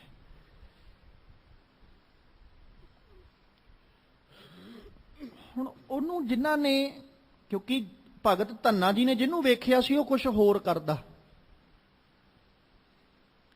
ਉਹ ਤੇ ਇਕੱਲੇ ਠਾਕਰ ਲੈ ਕੇ ਪੂਜੀ ਜਾਂਦਾ, ਉਹਨਾਂ ਨੂੰ ਸਾਫ਼ ਕਰੀ ਜਾਂਦਾ, ਉਹਨਾਂ ਨੂੰ ਜਿਹੜਾ ਬਣਾ ਕੇ ਭੋਜਨ ਪ੍ਰਸ਼ਾਦਾ ਤੇ ਉਹਨਾਂ ਦੇ ਮੁਖ ਨੂੰ ਲਾ ਕੇ ਤੇ ਮੁੜ ਕੇ ਆਪ ਛਕ ਜਾਣਾ। ਗੱਲ ਤੇ ਆਪਣੇ ਪੇਟ ਦੀ ਸੀ, ਉਹਦਾ ਵਧੀਆ ਜਿਹੜਾ ਸਿਸਟਮ ਸੀ ਉਹ ਚੱਲ ਰਿਹਾ ਸੀ। ਭਗਤ ਧੰਨਾ ਜੀ ਨੇ ਵੇਖਿਆ ਵੀ ਰੋਜ਼ ਇਹ ਕੀ ਕਰਦਾ, ਉਹਨਾਂ ਨੇ ਜਾ ਕੇ ਪੁੱਛ ਲਿਆ। ਹੁਣ ਭਗਤ ਧੰਨਾ ਜੀ ਨੂੰ ਨਹੀਂ ਪਤਾ ਵੀ ਠਾਕਰ ਕੀ ਹੈ ਕੀ ਨਹੀਂ, ਉਹ ਜਾ ਕੇ ਪੁੱਛ ਰਹੇ ਨੇ ਜਿਹੜਾ ਰੋਜ਼ ਠਾਕਰ ਨੂੰ ਨਵਾਉਂਦਾ, ਪਹਿਲੋਂ ਫਿਰ ਨਵਾ ਕੇ ਫਿਰ ਉਹਨਾਂ ਨੇ ਪੂਜਾ ਕਰਦਾ, ਪੂਜਾ ਕਰਨ ਤੋਂ ਬਾਅਦ ਚ ਉਹਨਾਂ ਨੂੰ ਭੋਜਨ ਛਕਾਉਂਦਾ, ਭੋਗ ਲਵਾਉਂਦਾ। ਉਹਨੂੰ ਵੇਖਦੇ ਨੇ ਰੋਜ਼, ਉਹਨੂੰ ਵੇਖ ਕੇ ਜਾ ਕੇ ਪੁੱਛਦੇ ਵੀ ਤੁਸੀਂ ਕੀ ਕਰਦੇ ਹੋ, ਵੀ ਮੈਂ ਰੋਜ਼ ਵੇਖਦਾ ਤੁਹਾਨੂੰ। ਹੁਣ ਭਗਤ ਧੰਨਾ ਜੀ ਨੂੰ ਇਹ ਨਹੀਂ ਪਤਾ ਠਾਕਰ ਨੂੰ ਆਵਾਜ਼ ਕਿੱਦਾਂ ਮਾਰੀਦੀ ਹੈ, ਨਹੀਂ ਪਤਾ। ਇਹ ਵੀ ਨਹੀਂ ਪਤਾ ਉਹਦੀ ਪੂਜਾ ਕਿੱਦਾਂ ਕਰੀਦੀ ਹੈ, ਬਸ ਅੱਖਾਂ ਨਾਲ ਵੇਖਿਆ। ਇਹ ਵੀ ਨਹੀਂ ਪਤਾ ਵੀ ਆਹ ਜਿਹੜਾ ਭੋਜਨ ਬਣਾ ਕੇ ਭੋਗ ਲਵਾਉਂਦਾ ਉਹ ਛਕਦੇ ਨੇ ਕਿ ਨਹੀਂ ਛਕਦੇ, ਇਹ ਵੀ ਨਹੀਂ ਪਤਾ। ਪਰ ਜਦੋਂ ਵੇਖਿਆ ਜਾ ਕੇ ਪੁੱਛ ਲਿਆ ਤੇ ਉਹਨੇ ਆਪਣੇ ਹਿਸਾਬ ਨਾਲ ਦੱਸਤਾ। ਕਹਿੰਦਾ ਪਹਿਲੋਂ ਠਾਕਰ ਨੂੰ ਨਵਾਈਦਾ, ਫਿਰ ਪੂਜਾ ਕਰੀਦੀ ਹੈ, ਪੂਜਾ ਕਰਕੇ ਫਿਰ ਭੋਜਨ ਬਣਾ ਕੇ ਇਹਨਾਂ ਨੂੰ ਛਕਾਈਦਾ, ਭੋਗ ਲਾਉਂਦੇ ਨੇ, ਫਿਰ ਆਪ ਛਕੀਦਾ। ਹੁਣ ਭਗਤ ਧੰਨਾ ਜੀ ਦੇ ਭਾਣੇ ਤੇ ਇਹ ਹੀ ਹੈ ਨਾ ਵੀ ਪਹਿਲੋਂ ਠਾਕਰ ਨੂੰ ਮੈਂ ਪੂਜਾਂਗਾ, ਫਿਰ ਜਦੋਂ ਭੋਜਨ ਬਣਾ ਕੇ ਮੈਂ ਉਹਨਾਂ ਦੇ ਅੱਗੇ ਰੱਖਾਂਗਾ, ਅਰਦਾਸ ਕਰਾਂਗਾ, ਫਿਰ ਉਹ ਆ ਕੇ ਛਕਣਗੇ, ਉਦੋਂ ਬਾਅਦ ਚ ਮੈਂ ਛਕਣਾ। ਹੁਣ ਉਹਨਾਂ ਦੇ ਭਾਣੇ ਤੇ ਇਹੀ ਸੀ। ਇਹ ਨਹੀਂ ਪਤਾ ਉਹਨੂੰ ਆਵਾਜ਼ ਕਿੱਦਾਂ ਮਾਰਨੀ ਹੈ, ਇਹ ਨਹੀਂ ਪਤਾ ਉਹ ਸੱਚਮੁੱਚ ਆਉਂਦਾ ਕਿ ਨਹੀਂ ਆਉਂਦਾ, ਇਹ ਵੀ ਨਹੀਂ ਸੀ ਪਤਾ। ਇਹ ਵੀ ਨਹੀਂ, ਕਿਉਂਕਿ ਉਹ ਜਿਹੜਾ ਠਾਕਰ ਨੂੰ ਪੂਜਣ ਵਾਲਾ ਸੀ ਉਹਨੂੰ ਤੇ ਇਹ ਸੀ ਵੀ ਲੋਕ ਲੈ ਕੇ ਆ ਰਹੇ ਨੇ, ਲੋਕਾਂ ਦਾ ਲਿਆਂਦਾ ਹੋਇਆ ਮੈਂ ਇਹਦੇ ਮੁਖ ਨੂੰ ਮਾੜਾ ਜਿਹਾ ਟੱਚ ਕਰ ਦੇਣਾ, ਜਿਹੜਾ ਮੂੰਹ ਮੈਂ ਬਣਾਇਆ ਟੱਚ ਕਰਕੇ ਬਾਕੀ ਸਾਰਾ ਕੁਝ ਮੈਂ ਆਪ ਖਾ ਲੈਣਾ, ਮੇਰੇ ਪੇਟ ਦੀ ਪੂਰਤੀ ਹੋ ਜਾਣੀ ਹੈ। ਉਹ ਤੇ ਇਸ ਢੰਗ ਨਾਲ ਚੱਲਦਾ ਸੀ। ਪਰ ਭਗਤ ਧੰਨਾ ਜੀ ਨੂੰ ਜਦੋਂ ਆਖਿਆ ਵੀ ਪਹਿਲੋਂ ਉਹਨੂੰ ਭੋਗ ਲਵਾਈਦਾ, ਉਹ ਭੋਗ ਲਾਉਂਦੇ ਨੇ, ਫਿਰ ਆਪਾਂ ਛਕੀਦਾ। ਹੁਣ ਉਹ ਭੋਗ ਤੇ ਇਦਾਂ ਹੀ ਲਵਾਉਂਦਾ ਸੀ ਨਾ, ਮਾੜਾ ਜਿਹਾ ਉਂਗਲ ਲਬੇੜੀ ਤੇ ਮੂੰਹ ਨੂੰ ਲਾਤਾ। ਭਗਤ ਧੰਨਾ ਜੀ ਦੀ ਹੁਣ ਮਨ 'ਚ ਇਹ ਬਹਿ ਗਿਆ ਵੀ ਪਹਿਲੋਂ ਅਕਾਲ ਪੁਰਖ ਆ ਕੇ ਖਾਂਦਾ, ਛਕਦਾ, ਪਹਿਲੋਂ ਉਹ ਬਹਿ ਕੇ ਚੇਤੇ ਕਰਨਾ। ਹੁਣ ਇਹ ਨਹੀਂ ਪਤਾ ਵੀ ਸੱਚਮੁੱਚ ਆਉਣਾ ਕਿ ਨਹੀਂ ਆਉਣਾ, ਉਹਨੂੰ ਆਵਾਜ਼ ਕਿੱਦਾਂ ਮਾਰਨੀ ਇਹ ਵੀ ਨਹੀਂ ਪਤਾ। ਪਰ ਪ੍ਰੇਮ 'ਚ ਭਿੱਜ ਕੇ ਉਹਨਾਂ ਜਿਵੇਂ ਵੀ ਆਵਾਜ਼ ਮਾਰੀ ਹੋਏਗੀ, ਆ ਗਿਆ ਸਾਹਮਣੇ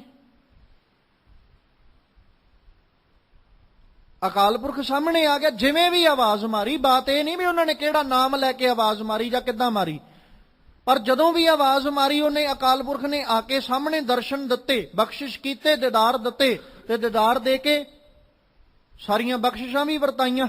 ਤਾਂ ਹੀ ਤੇ ਫਿਰ ਧੰਨ ਗੁਰੂ ਅਰਜਨ ਸਾਹਿਬ ਕਹਿੰਦੇ ਨਾ, ਗੋਬਿੰਦ ਗੋਬਿੰਦ ਗੋਬਿੰਦ ਸੰਗ ਨਾਮ ਦਿਓ ਮਨ ਲੀਣਾ, ਆਠ ਦਾਮ ਕੋ ਸ਼ੀਪਰੋ ਹੋਇਓ ਲਾਖੀਣਾ, ਬੁਣਨਾ ਤਣਨਾ ਤਿਆਗ ਕੈ ਪ੍ਰੀਤ ਚਰਨ ਕਬੀਰਾ, ਨੀਚ ਕੁਲਾ ਜੋ ਲਾਹਰਾ ਭਇਓ ਗੁਣੀ ਗਹੀਰਾ, ਸੈਣ ਨਾਈ ਬੁੱਤਕਾਰੀਆ ਉਹ ਘਰ ਘਰ ਸੁਣਿਆ, ਹਿਰਦੈ ਬਸਿਆ ਪਾਰ ਬ੍ਰਹਮ ਭਗਤਾਂ ਮੈਂ ਗਣਿਆ। ਇਹ ਸਾਰਾ ਕੁਝ ਜਦੋਂ ਵੇਖਿਆ, ਰਵਿਦਾਸ ਢਵੰਤਾ ਢੋਰ ਨੀਤ ਤਿਨ ਤਿਆਗੀ ਮਾਇਆ, ਇਹ ਸਾਰਾ ਕੁਝ ਵੇਖਣ ਤੋਂ ਬਾਅਦ ਚ ਭਗਤ ਜੀ ਨੇ, ਧੰਨਾ ਜੀ ਨੇ ਵੇਖਿਆ ਵੀ ਰੱਬ ਤੇ ਆਹ ਕੁਝ ਬਖਸ਼ਿਸ਼ਾਂ ਕਰਦਾ ਹੈ। ਇਹ ਬਿਦ ਸੁਣ ਕੇ ਜੱਟ ਰੋ ਉੱਠ ਭਗਤੀ ਲਾਗਾ, ਮਿਲੇ ਪ੍ਰਤੱਖ ਗੁਸਾਈਆਂ ਧੰਨਾ ਵੱਡ ਭਾਗਾ। ਹੁਣ ਤੁਸੀਂ ਦੱਸੋ ਵੀ ਭਗਤ ਧੰਨਾ ਜੀ ਨੇ ਕਿਹੜਾ ਖਾਸ ਨਾਮ ਲੈ ਕੇ ਆਵਾਜ਼ ਮਾਰੀ ਸੀ? ਤੇ ਜਿਸ ਘਰਾਣੇ ਨਾਲ ਸੰਬੰਧ ਰੱਖਦੇ ਨੇ ਨਾ ਭਗਤ ਧੰਨਾ ਜੀ, ਉਸ ਘਰਾਣੇ ਨੂੰ ਲੈ ਕੇ ਅੱਜ ਵੀ ਉਹੀ ਸੋਚ ਹੈ ਵੀ ਇਹ ਘਰਾਣਾ ਬਹੁਤਾ ਪੜ੍ਹ ਲਿਖ ਨਹੀਂ ਸਕਦਾ। ਅੱਜ ਵੀ ਇਹੀ ਸੋਚ ਹੈ ਜਿਸ ਘਰਾਣੇ ਨਾਲ ਉਹ ਸੰਬੰਧ ਰੱਖਦੇ। ਤੇ ਉਦੋਂ ਵੀ ਇਹੀ ਸੋਚ ਸੀ ਵੀ ਇਹਨਾਂ ਨੇ ਤੇ ਪਸ਼ੂ ਜਿਹੜੇ ਇਹਨਾਂ ਨੂੰ ਸੰਭਾਲਣਾ, ਬਸ ਖੇਤੀਬਾੜੀ ਕਰਨੀ, ਪੜ੍ਹਾਈ ਲਿਖਾਈ ਦਾ ਤੇ ਕੰਮ ਹੀ ਬੜੀ ਦੂਰ ਦਾ ਹੈ, ਗਿਆਨ ਤੇ ਨੇੜੇ ਤੇੜੇ ਵੀ ਨਹੀਂ। ਤੇ ਭਗਤ ਧੰਨਾ ਜੀ ਨੇ ਫਿਰ ਵੀ ਆਵਾਜ਼ ਮਾਰੀ, ਚੇਤੇ ਕੀਤਾ। ਜਦੋਂ ਇਹ ਬਿਧ ਸੁਣ ਕੇ ਜੱਟ ਰੋਠ ਭਗਤੀ ਲਾਗਾ, ਭਗਤੀ ਕੀਤੀ ਉਹਨਾਂ, ਮਿਲਿਆ ਪ੍ਰਤੱਖ ਗੁਸਾਈਆਂ ਧੰਨਾ ਵੱਡ ਭਾਗਾ। ਮਿਲਿਆ ਅਕਾਲ ਪੁਰਖ ਆ ਕੇ।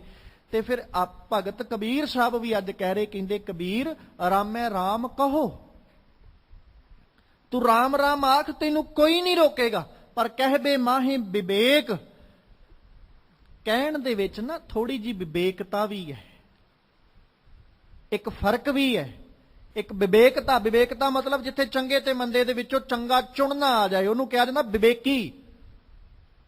ਇਹ ਨਹੀਂ ਵੀ ਚੰਗੇ ਤੇ ਮੰਦੇ ਦੀ ਪਹਿਚਾਣ ਹੋ ਜਾਣੀ ਹੈ ਵਿਵੇਕੀ ਬਣ ਗਿਆ, ਨਹੀਂ। ਚੰਗੇ ਤੇ ਮੰਦੇ ਦੀ ਪਹਿਚਾਣ ਤੇ ਸਾਨੂੰ ਵੀ ਹੈ, ਪਰ ਚੰਗੇ ਤੇ ਮੰਦੇ ਦੀ ਪਹਿਚਾਣ ਹੋਣ ਦੇ ਬਾਵਜੂਦ ਵੀ ਅਸੀਂ ਚੰਗਾ ਘੱਟ ਤੇ ਮੰਦਾ ਵੱਧ ਚੁਣਦੇ ਆ, ਤੇ ਕਿਵੇਂ ਕਹਿ ਦਈਏ ਵੀ ਅਸੀਂ ਵਿਵੇਕੀ ਆ?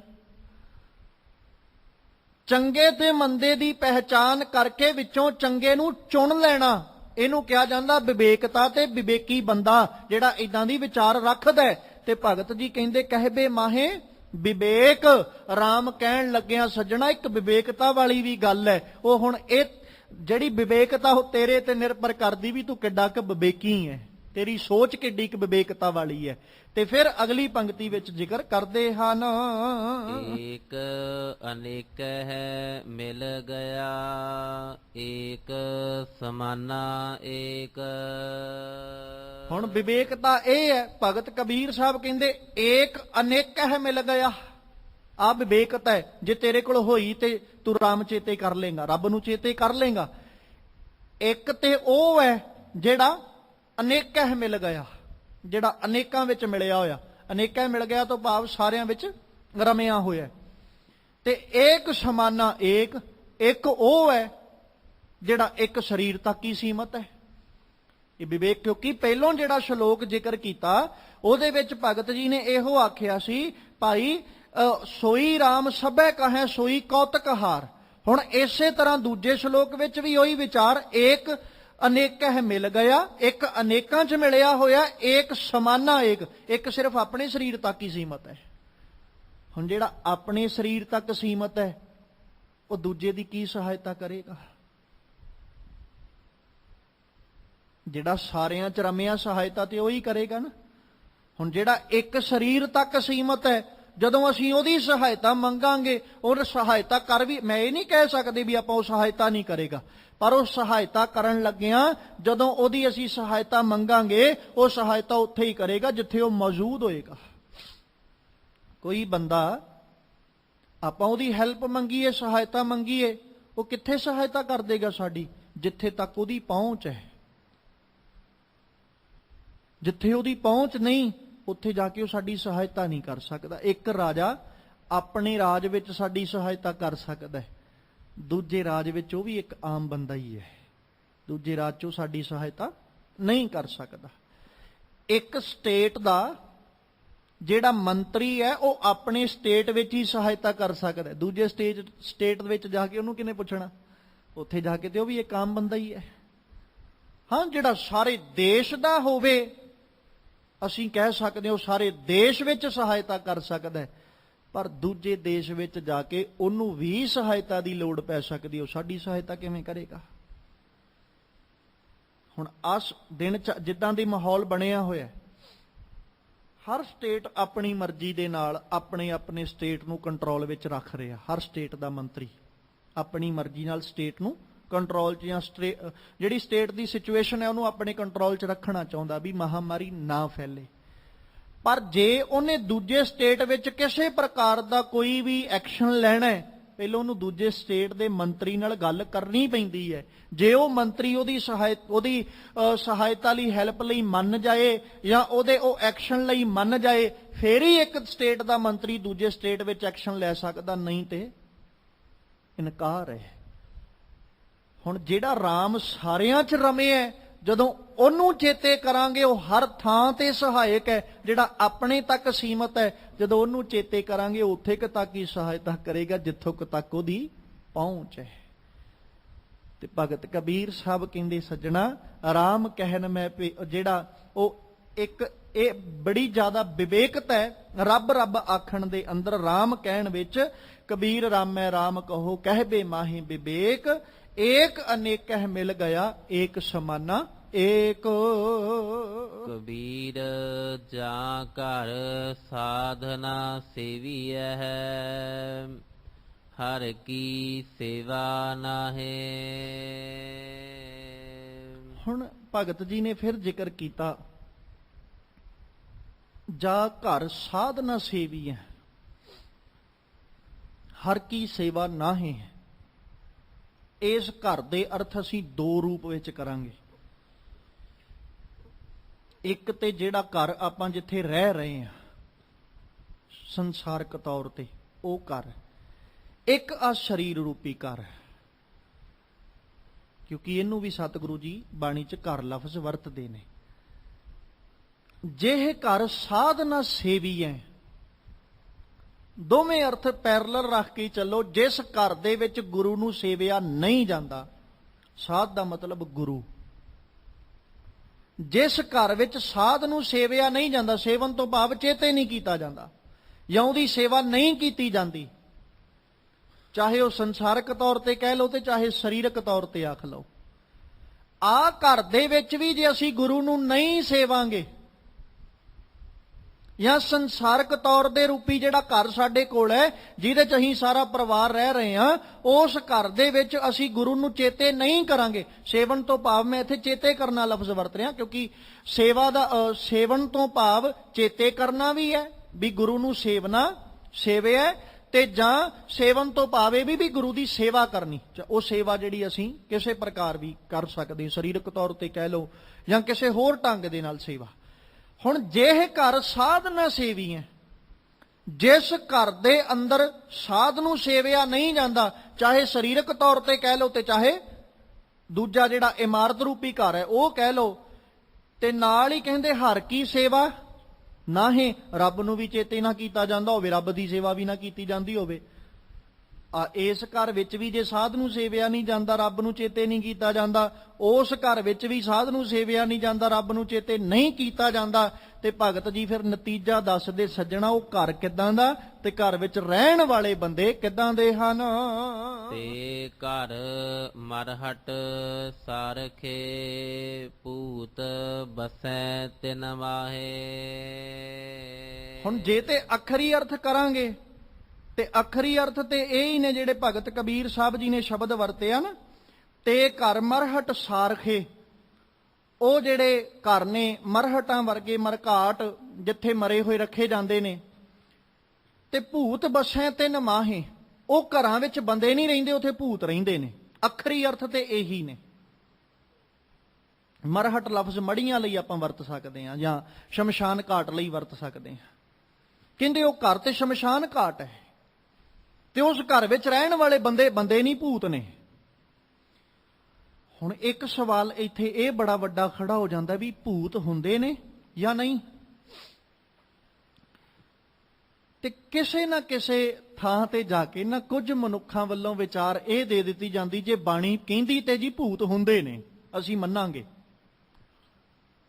ਪਰ ਠੀਕ ਹੈ ਬਾਣੀ ਨੇ ਆਖਿਆ ਭੂਤ ਹੁੰਦੇ ਨੇ, ਮੰਨ ਵੀ ਲਓ, ਪਰ ਇਹ ਤੇ ਵੇਖੋ ਵੀ ਬਾਣੀ ਕਿਸ ਰੂਪ ਵਿੱਚ ਕਹਿ ਰਹੀ ਹੈ ਭੂਤ ਹੈ ਕਿ ਨਹੀਂ ਹੈ। ਕਿਉਂਕਿ ਭਗਤ ਕਬੀਰ ਸਾਹਿਬ ਨੇ ਤੇ ਆਖਿਆ ਭਾਈ ਜਿਸ ਘਰ 'ਚ ਗੁਰੂ ਦੀ ਸੇਵਾ ਨਹੀਂ, ਰੱਬ ਦੀ ਸੇਵਾ ਨਹੀਂ, ਉਹ ਘਰ ਨਹੀਂ। ਉਹ ਘਰ ਕੀ ਹੈ? ਸ਼ਮਸ਼ਾਨ ਘਾਟ।